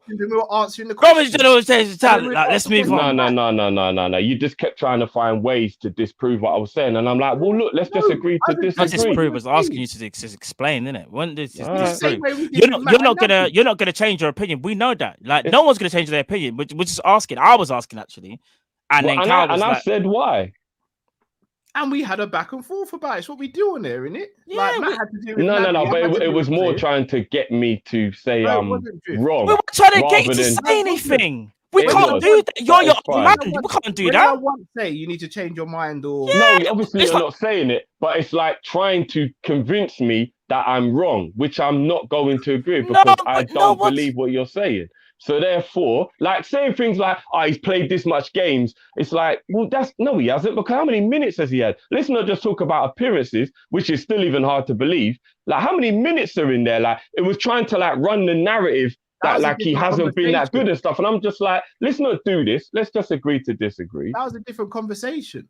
No, that was still about Joey and trying to put down his performances or how good he's played or whatever. It's still been all part of the same conversation. When Matt said that, Matt said the reason he asked that question is because people are saying all of a sudden they're all happy with Joe Gomez playing in a certain position. When a couple of months ago, when he was linked to Aston Villa, people were saying they don't mind him moving on. Yeah, well, it was more to do with me bigging him up and coming off the back of the Naby was getting put down because then the comparison gets between him and Naby, and then that was when it was like, well, he's actually had performances as good as Naby this season, and then that was when it was like, do you want to know how many appearances he's had? And then that was how the conversation got onto that. But I remember. Do you remember when I said it wasn't even aimed at you? And I said I wanted to see what the people would say. 10 minutes after. Yeah, I remember that. I'm talking about when we were talking. Like the people I wanted to see how they'd respond because I said, have they got the same energy with the same players? So you don't even believe what you were saying then? That was all baiting the people out in the comments then. In regards, no, but in this case, I wanted to see how people would react to a different player who they have an opinion of, yeah, and they're very quick to change it when the narrative is like, they're playing well. So you were baiting people out. You didn't actually believe what you were saying. You was baiting. Oh well, I didn't know that. Now I'm just getting this now then. In that regard, in terms of Joe Gomez being baited up, or sorry, shall I say Joe Gomez fanboys, shall I call them, baiting them up here? I wanted to see what they were going to say. But in terms of what you said, the generational thing, I don't agree with that bit. That's the bit where I was like, you know what I mean? That's fine. That's all it is. That's fine. It's the same thing we said earlier when I said I think Tielemans is unfairly treated. We had a back and forth about it. You ain't trying to change your mind. Yeah. And then we agreed to disagree. Yeah, but I weren't sitting there saying you're trying to change my mind or this and that. No, but this now is you lot trying to get me to change my opinion on Gomez. So why are we still talking about it then? I've stopped. You just asked me a question. I've stopped, bro. Jesus Christ. I've stopped, bro. Anyway, whenever you say something and we question it, bro, you always do this, bro. No, because I answered the question and then you lot just keep going on about it. And I'm like, guys, let's agree to disagree. And then you keep going on. That's why we're still talking about question, Drift. We were just talking and you just cut out of nowhere. You just said, all right. It was me still talking about. It was me still talking about. Okay, but I'm gonna stop now so we can move on. Is that all right with you two? Is that all right with you? Okay, cool. No, it's completely fine with me, bro. You sure? Completely. All right. Just making sure. All right. 100%. Right, let's get through the super chat. Joe has to play a lot now as we have to rest Trent. Agreed. Trent.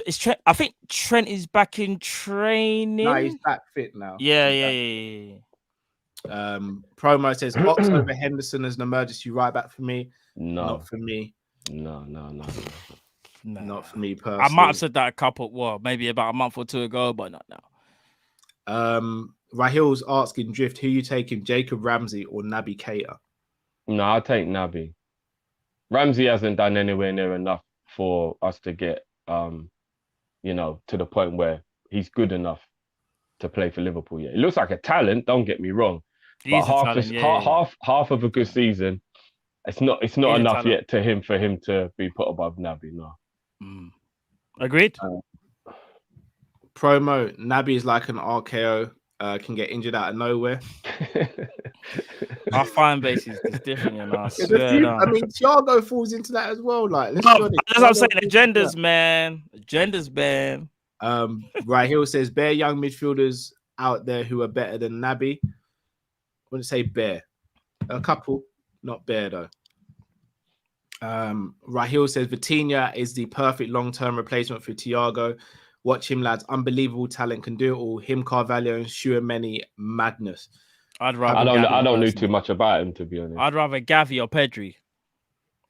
You still on that Gavi? Gavi, bro. If we get Gavi, if he leaves Barcelona, I will be shocked. But if he leaves Barca, I don't even want to say it. Someone else will probably get him, and I know. Of course, we know he's getting him, bro. The blue side. You know what? Barcelona seem to have got their finances in check. Yeah, no pun intended. Gavi's gonna get the contract that he wants, and probably. He ain't leaving. Peter says Wolves got a DM and CM. Think they're moving Neves on. I've heard rumors today. Barcelona apparently Neves. Oh, is that what he's got? He'd do well for them. Apparently be strongly linked with them. There's talks going on apparently. Razor says, did you guys see Pedri's goal yesterday? I did. He's different, man. What was it? Outside of the box, volley? Outside the box. He just dropped the shoulder once, dummied it again, and then put it far post. Beautiful. It was disgusting, bro.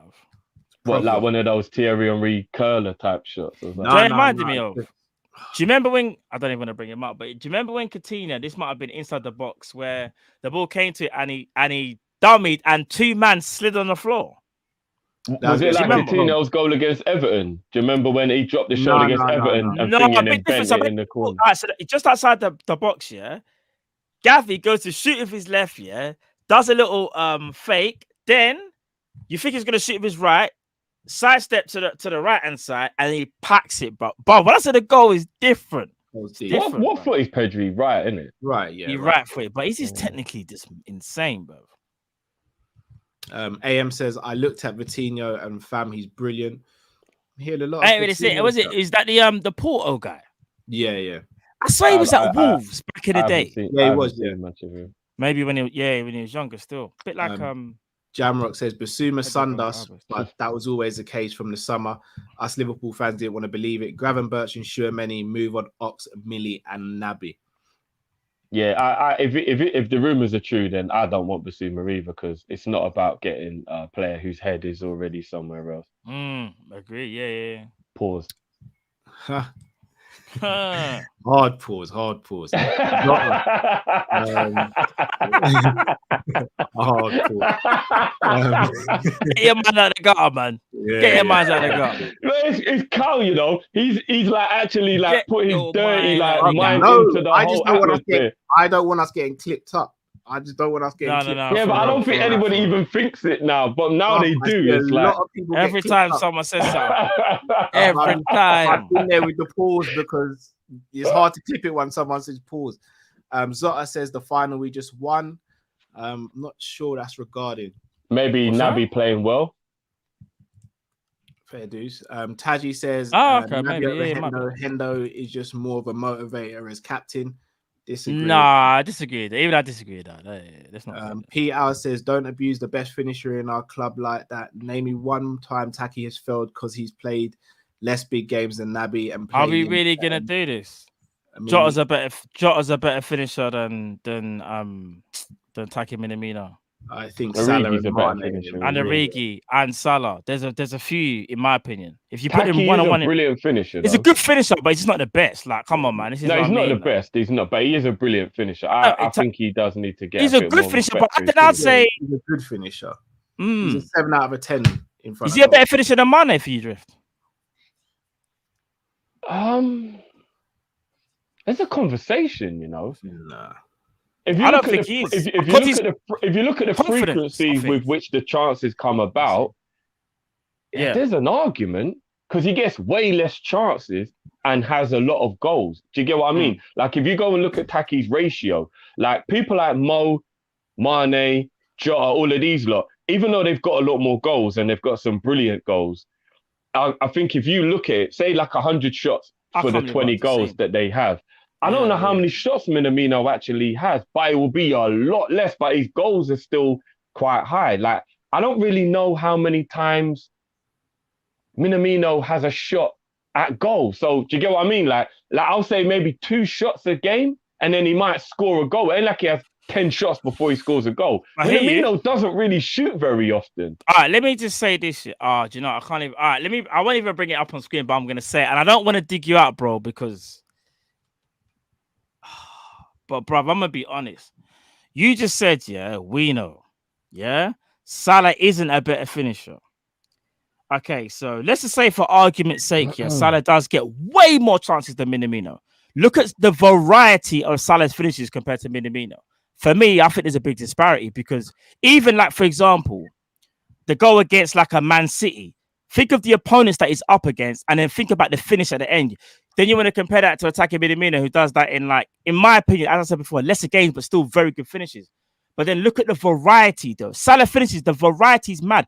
Even at Champions League one, where like, I think it was last season or season before, where like he takes it around the goalkeeper and like at some acute angle with his right foot, Minamino's not bearing them type of chances there, in my opinion anyway. And a lot of it can do. You will never know that, but I get. No, I'm just saying. Like, I just think Salah's variety, like this is what I mean. Like people just like, I'm not saying Salah's the best finisher ever, because there's even an argument that you could even say Jota might be a slightly better finisher, maybe inside the box here. But to say that Taki Minamino, or sorry, Salah's not a better finisher than Minamino, I have to fully disagree with that. I'm not going to be just rude or anything, but I just think I'm not saying anything about Taki. I just think nah, bro. Nah. I'm not doing it. I fully get where you're coming from, man. What you're saying. That's not disrespecting either. But I know it isn't. And what you're saying makes perfect sense. And if anyone doesn't get where you're coming from, then they're just not listening. But the only point I'm trying to make is that Taki gets very few opportunities. So the goals that he actually has in comparison to the shots that he takes is actually really impressive, bro. Origi's the one that I would say, if someone want to say Origi's out there as a better finishers, I will put Origi there. I'll put Origi, in no order, Origi, Jota, Salah, I'd even say, and again, I know he's low on confidence, but I still would even put Mane there. Like, you can't just, I don't know, man. I don't want to say that I'm in it because then people will say I've been disrespectful, but I just not putting Taki in my top 3 or top 4 in my opinion. But it is what it is. I ain't saying a word. I ain't saying Doogie said, "Do you believe Klopp should implement new tactics? We have had tactics for a while, and we're getting predictable. Need versatility, such as a creative 10. Big up." I think Carvalho is that answer personally, and Elliot. And I think Doogie in the summer moving on, yeah, because it is time to like evolve. Right now, when we've got all what's going on, don't confuse the players now with new tactics. Only use tactics we're used to. There's too much on the line and there's too little time to learn new tactics now. Like if I saw Klopp say he was going to a 3 at the back, out of nowhere, I'd be like, what? What we do? We can't learn this now. Forget that. Don't do that now. Like, let's just go with what we know, innit? Kai Lewis says, if we beat City on Sunday, I'll be more nervous for the FA Cup game. Can't see us beating them twice. Law of averages. Also, Cal Mbappe is top 10. Don't pee me off. We'll agree to disagree. I know where he's coming from on that law of averages thing, which is why I was thinking to myself, would beating them in the FA Cup and drawing in the league be the worst thing in the world, even though it would put us at a disadvantage for the rest of the Premier League? Because I kind of get what he means. Like, what are the chances of beating City twice in 5 days or 7 days or whatever 50-50. Yeah, but that's a very high chance of it not being possible, isn't it? Like 50-50 is like a right. It's a coin flip, isn't it? But do you know what it is? But you're right. We beat them both games. It's done. We go down. No. Obviously, that's what we want. But I'm saying, like Kai saying, as good as City are, law of averages is telling you that the chances of beating a team of that quality twice in the space of a week is actually quite low. I don't think it's low, personally. Fair dude. Tazi says Hendo isn't having a better season than Naby.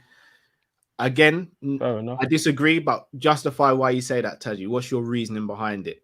Zabiri says, I got to stand on this previous statement now. Matt's Wi-Fi be crispy at time, and then Matt's on 3G. The same can be said about Naby's career shaky.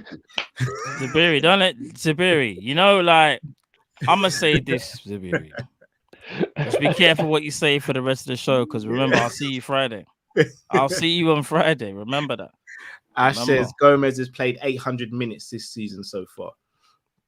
It's not a lot, is it? Alex George says Gomez would probably just about make our bench in your Hall of Fame. Alex, I love you, bro. But if you think that Ben White and whoever the hell else is in your team, you would die for a Joey G in your. Oh my days. Joey G on the five-a-side rules walks into Arsenal's team. John the Second, big up John the Second, says, guys, Lucas Paqueta. That is all, by the way, big up for subscribing. Big up to yourself. Come on. Hold on a minute. I'll tell you what, Cal, for 2 seconds. Yeah. Go for it. Because that was a good segue, innit? I'm talking about, yo, look, hey, anytime I jump on a beat, man, I catch it, Alison Becker, been in my bag like Marge's corn, but I keep to myself. Jeez, come on. Make sure you guys subscribe to his channel, people, make sure you do that. Come on, big up John, man. John, guys, let's spend like 2 minutes on this, because we've spoken about this at length now. Mo Salah, new contract details, rumors, whatever we want to say. I personally think it's PR, but we move. Talks have gone better between them now. No contract's been signed, but talks have gone better. Do we believe it? Do we not? Like, what's going on there? All right. Klopp spoke about it. So this is the part that started to make me think there's a possibility that maybe there's a little bit of truth in there. Because in the press conference, apparently Klopp said, look, negotiations are going well, and that's all I'm going to say on it. I don't think he would have put that out there because Klopp's not one of those clickbaity people that says things for the sake of it. He's very dismissive of stuff. So whenever he says something, I think it's only because he believes there's positivity that can come from it. Didn't he do that with Genie last year? Genie Wijnaldum, though, innit? That's his. No, but he didn't say things were positive. He spoke about it, but he didn't say things were positive, though. Nah, With the Mo thing, he's saying things are positive. Do you get what I mean? Like, he did speak about Genie, but he never said it was positive, did he? He just spoke about it. Whereas with Mo, he said talks are positive. Now, obviously, that we can still He didn't say that. Wrong. He didn't say that, actually. Well, the quote that I read is what I just said.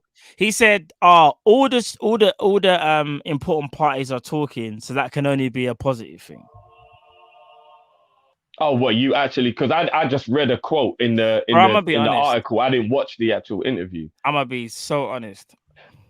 He's doing his best to kind of like, basically for us fans not to panic, but he hasn't given me that kind of talk where it's like, yeah, no, I think like, you can kind of feel like he's saying he's staying.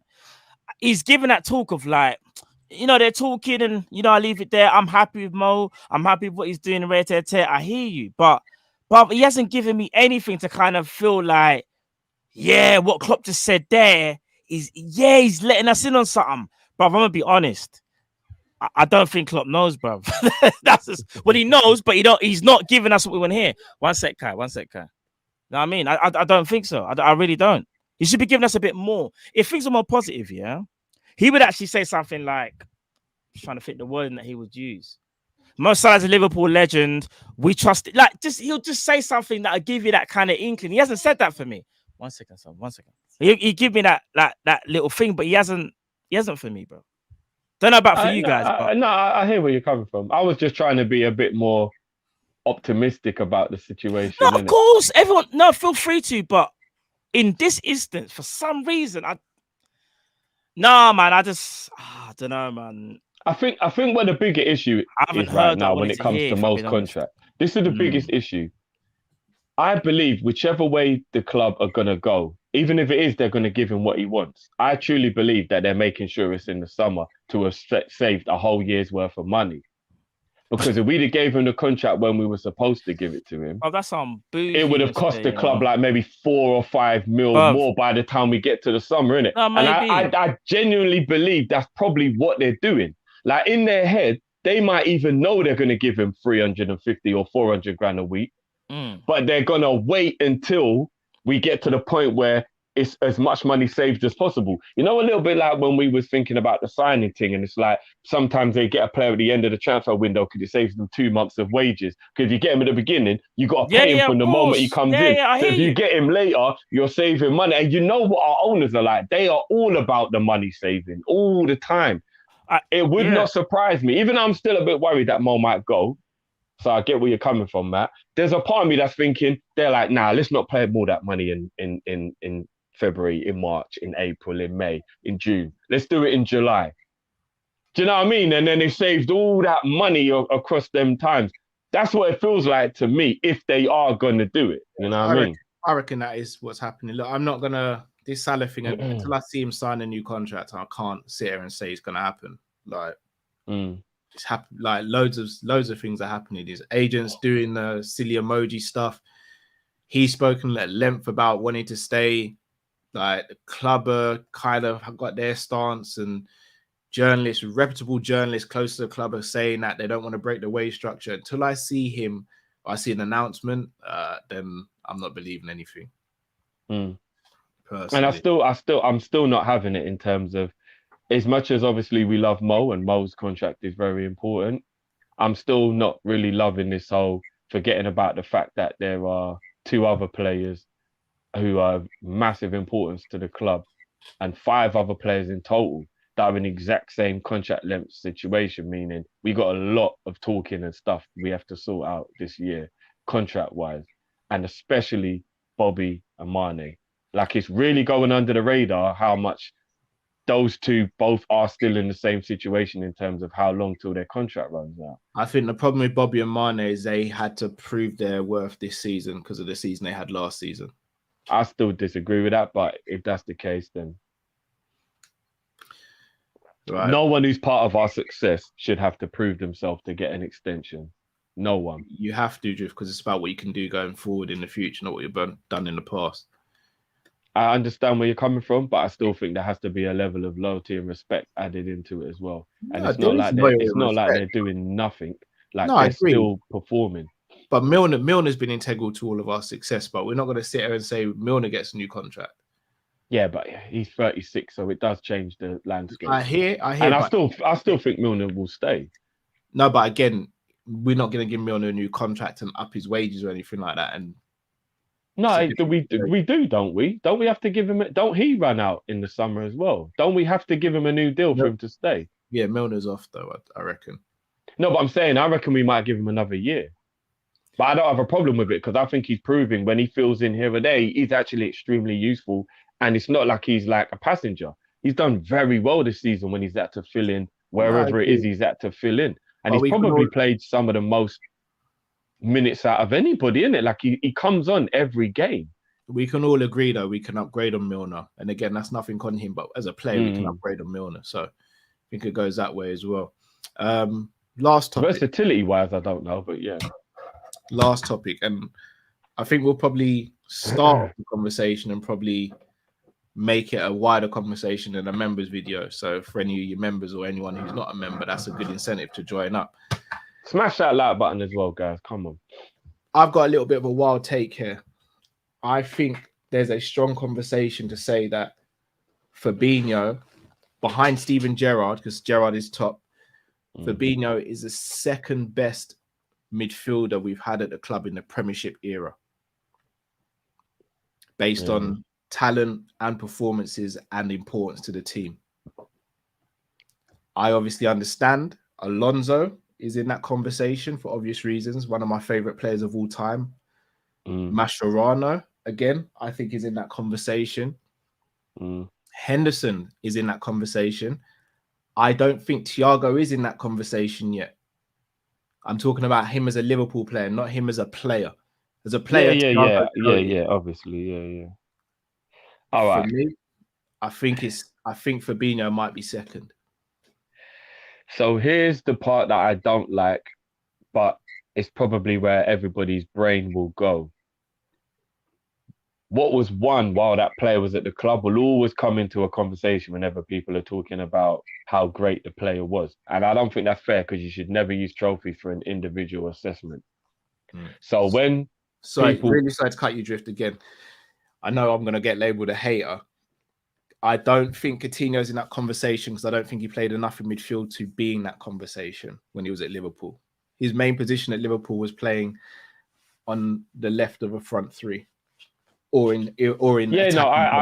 agree with that. Coutinho only played maybe 20 to 30 games in midfield for Liverpool over the course of his whole career. The majority of the time he was left wing, yes. So Coutinho as a Liverpool player was something special. Like this, he would be more in the forward category than the midfield. I agree with that. So for me, like I said, you let me know we're gonna have that subject just before we came in. I said, give me time to think, and I still can't even give you an answer. So I think a members video would actually be perfect for it. So what I would just say quickly off the cuff is, off the top of my head, there are other players that I will put above him. So that's why the conversation, because I'm not even going to lie to you, Cal. I'm even including Haman. And there's like one or two others that, because right now, because of my love for Flacco right now as well, it's difficult to like. Sorry, again, Genie's in that convo as well. I know people don't like to hear it. Genie is 100%. Genie, 100%. Genie's in that conversation, 100%. This will be a brilliant members video. But I do believe if you go through the Premier League era, it's hard for me because everybody, like I said, everybody's always going to do that thing where like they do go to what was won. And Fabinho wins that argument because he's got a Premier League. Yeah. So that's what makes that very difficult. But I'm even thinking about like Redknapp and other players who've played in the Premier League who are still exceptional players. That's like, we'll really have to break it down. We'd have to go through it. It'll be an intriguing conversation though. It will be. But Flacco is right up there though. Without a doubt, he's right up there. And again, call me a bit biased. Flacco is one of my favorite players, but I genuinely like for how we play, for what he's done, for how he's changed how we are as a team, I think the end of last season really cemented it for me. And this season has just gone even further. But you see, when he moved from centre back to centre midfield last season, for me, that low key was the reason we got top 4, as well as Nat properly stepping up and Thiago doing his thing as well. You see, when that change happened and he went back into his normal position, the whole team just changed. And this season as well, he's just phenomenal in my opinion. For me, he's the best DM we've had, and that only other person in that conversation for me is Mascherano. But I don't think Mascherano was here as long as Flacco has been now, or they might be around the same time. But for me, in this Premier League era, the only other person who can have a conversation with him about who's second place is probably Xabi Alonso, maybe Hendo, from a longevity standpoint. You know what? Milner's in the conversation as well, dare I say it. Yeah. Bob Diddy's in the conversation, bro. See, I don't think Didi is in the combo with Flacco and Xabi. Didi's in the conversation for top 5, top 10, definitely. But not for me for second place. Especially if you're saying DM. No, I'm saying midfielder, full stop. No, but you know when you said you think he's the best DM we've ever had, I probably would agree with you, but I still think Mascherano and Didi is a conversation. It would still have to be a conversation we'd have to go through, because they were both exceptional midfielders. Yeah. Exceptional midfielders. Agreed. So yeah, no, that will make a very good. In fact, that's our next members video. There you go. There it is, right there, bro. I'm down for that. And just to warn you guys, I have genuinely tried to think about this whole who's better than Flacco from a centre midfield standpoint. I can't think of anyone else. Like, Gerrard is goated before anyone tries to chop this up and be like, oh, the boys on Kopish are saying Flacco's better than Gerrard. No, we're not. Gerrard will always be number 1. This is for silver. Usain Bolt's already run and won the race. This is for silver medal. And for me, as things stand right now, it's Flacco. That could obviously change, but I think it's Flacco. Genuinely do think it's Flacco. I think the guy's an anomaly. I think without him in our team, I think we are not where we are in the league. And arguably you could say that for other players as well. I think he may potentially be just as important as anyone else in this team. But because of his position being understated. And again, this is why I say about the whole, not to go off on a tangent, but it's why I speak about the whole top 10 of football, which is why I have that debate with people about Mbappe, for example, because people like Flacco, in my opinion, are top 10 in the world. But because they're not getting goals and assists, but you take them out your team, in the same way, the Galacticos, when they lost Claude Makelele, won absolutely nothing. But Makelele weren't getting goals and assists, but he was the glue that was holding that team together. So I think we need to put more respect on players like that. Centre-backs, goalkeepers, full-backs, and centre midfielders who are not goal-scoring. We need to start putting more respect on those sort of players, in my personal opinion. Same with Alonso back in the day. Alonso gets the love. You go back and look through his career, goals and assists, I bet it weren't that high. But you take him out your team, you see what happens. Yeah. I mean, yeah. It's one of them ones where what I love about our team, though, just to finish up on, is this might just be me being like, in my emotions of the love that I have for my club and not truly paying attention to other clubs. But it's very rare that there's been a team that I can think of where it is such a collective of importance. Yeah. So if there's anybody else, if there's any other teams that someone can let me know in Premier League history or even in world history, for an example, then by all means, just hit me up and let me know. I'm not saying it like a fact. I'm just going through the squad and I'm just thinking there's so many players in our team that contribute massively to the cause that I don't feel it's even really fair to really put somebody above another person in that way. Do you get where I'm coming from, Cal? Because people will say things like Mo gets the goals, Van Dijk is the best defender. And I agree with that. But then I look at the change that Alisson made. Exceptional. I'll go as far as to say that Alisson is probably top 3 goalkeepers who's ever played for Liverpool, period. like Clements, here's my Grobler, thing, though, and all If- that. But like Alisson is right at the top with all of the like. But this is my argument, Drift. Here's the thing, bro. If I was to say to people right now, do a top 10 of your players in world football, no one's picking Nobody Alisson. would put him in there. I'm Yeah, picking Alisson in my top 10. I know, but nobody else would even pick a This is goalkeeper. my No, I point. get what This is you my mean. point. This I is get what why you- I'm more than willing to have the debate with people when I say certain people wouldn't get in my top 10. It's not that I don't rate them. It's just football's a team sport. It's not just all about attackers. And that's what I'm saying, bro. Like we can go through the whole team and we can look at Trent and we can look at, for me, I think he holds the most responsibility in the team.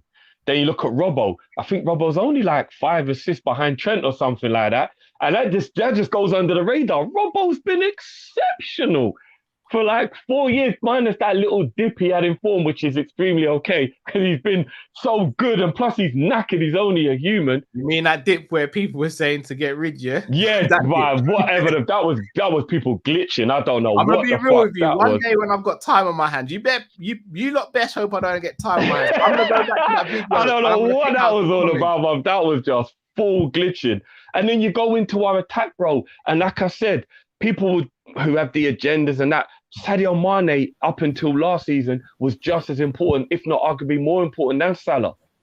Don't let your love for Salah, because this isn't a versus thing. Don't let your love for Salah cloud that. Mane was exceptional for all those years. Bobby, up until the beginning of last year, calendar year, was exceptional. Like, I don't believe we've ever carried anybody, Cal. That's why I don't believe that we can truly ever go, he's the reason why we're good. I just think we are the reason why we're good. I just do. Like, I just think as a collective, we've just got so many great players in our team that you just take one piece out and it seems major. You do. You just take one piece out and it seems major, and it can be any piece. And yeah, now there's a few things that have changed because now we've got Tsimikas, so you don't miss Robbo as much. So it massively helps. Now we've got Jota, so you don't miss Mane as much. Now we've got Diaz, you know what I mean? So now the squad is building up and it's beautiful. But at the point where we only had that 11, 12, 13 core players, anybody that came out, you were like, fuck. Because we've got no passengers in this team. Everybody is at the level. Everybody. So, you know what I mean? It's not no Van Persie, Man United winning the League one-man thing where there's Cleverleys and Smallings in the team. You're like, fuck, you know, them man, they'll catch a blind, innit? And Danny Welbeck. And you look at score like, fuck, you know, how did that team even win the league? None of that with us. It is just pure quality through the first 11. Just every single player, levels. Top 3 in the world in his position. Every single player throughout the entire squad. So, you know what I mean? Not the entire squad. No, I mean first 11, sorry. Our best first 11 was like top 3 player in the world, every single position you went through in the, do you know what I mean? Like pretty much, innit? Yeah. Give or take. I'm willing to have the conversation here or there, but like, you know what I mean? And even then when you want to be disrespectful to like a Hendo, because maybe he's not top 3 in terms of ability, he was still the best captain. So it's still added to the value of the squad. So whichever way you wanted to spin the narrative, we had a conversation we could have back for about 90% of the first 11. Agreed. So, you know what I mean? I just love this team, man. Ash says, out Nico 13, Phillips 12, Ox 15, Keita 20, Milner 3, Taki 15, Origi 3, Mane 45. That's 125 mil total. In Walker Peters for 25, Gallagher for 45, Tchouameni 45, Carvalho 5, João Felix 70, 185 mil, 60 mil net spend. I like Carl Walker Peters. Carl Walker Peters is actually very good. Yeah, I think Tottenham actually flopped letting him go. Gallagher for 45 mil doesn't sit well with me. And I don't think you get better for that. If Chelsea become a normal team, he's a brilliant player, but if they become a normal team like it's looking like they might, Gallagher's going to have to be one of those assets they keep and build on. They're not even going to be able to afford to let him go. The only problem is, though, is that I just don't see us doing net spend over like a 30 or 40 mil, and that's me being genuinely honest. Like, you know, them ones 60, there, it's like Ashton, to a normal person that makes sense, right? Yeah, Spend no. 60 mil, what you saying? But Yeah. we're Liverpool, we don't do them things there. Yeah, that ain't Might get the odd 20, 20, Where 30. would Gallagher fit in our team as well? That's another. He can thing. play CM though. He'll just be the most eight. attacking. He'd be the most attacking. He played at 8. So, bro. so that would like stifle Carvalho if he comes in, and Elliot, and like there'll be quite a few players that would stifle, innit? Not really. Cream rises I to don't the think top, so. Drift, bro. That's what I say. Yeah, I hear that. I hear that. Yeah, He you might can be never the top, not bro. have enough quality. Put like that. I rate him. I wouldn't want us to buy him, but I rate him. Very I good like player. Gallagher. I think he's very Yeah, good. dude. Well, people, we're gonna wrap up there. Make sure you smash the like button if you haven't already. Obviously, we've got the big game tomorrow, but if you haven't already, Obviously. check out the preview for that. We will be live tomorrow for the game, 8 o'clock kickoff. So we'll probably be on maybe around 7:30, 7:45. Come on. Looking to Are hold you out. worried about tomorrow, Jeff? Are you worried? I ain't worried about that, huh? I'm excited. I'm optimistic, but you know me, I'll never get carried away. We spoke about in the preview yesterday. We should beat them, and we are the better team. But they came out of a group with Bayern Munich and Barcelona in it. They beat Ajax, who've got the next best manager. Yeah. In that people say around the world, right? Ten Hag, next best manager. They knocked them out. So we cannot go into that game just believing it's a breeze. We can't just go into that game believing. All right, it's a breeze. what you said there is so factual. But who are we? Oh no, I know Who that. are we? I Who? know No, that. no, say it with chest, I fam. knew that.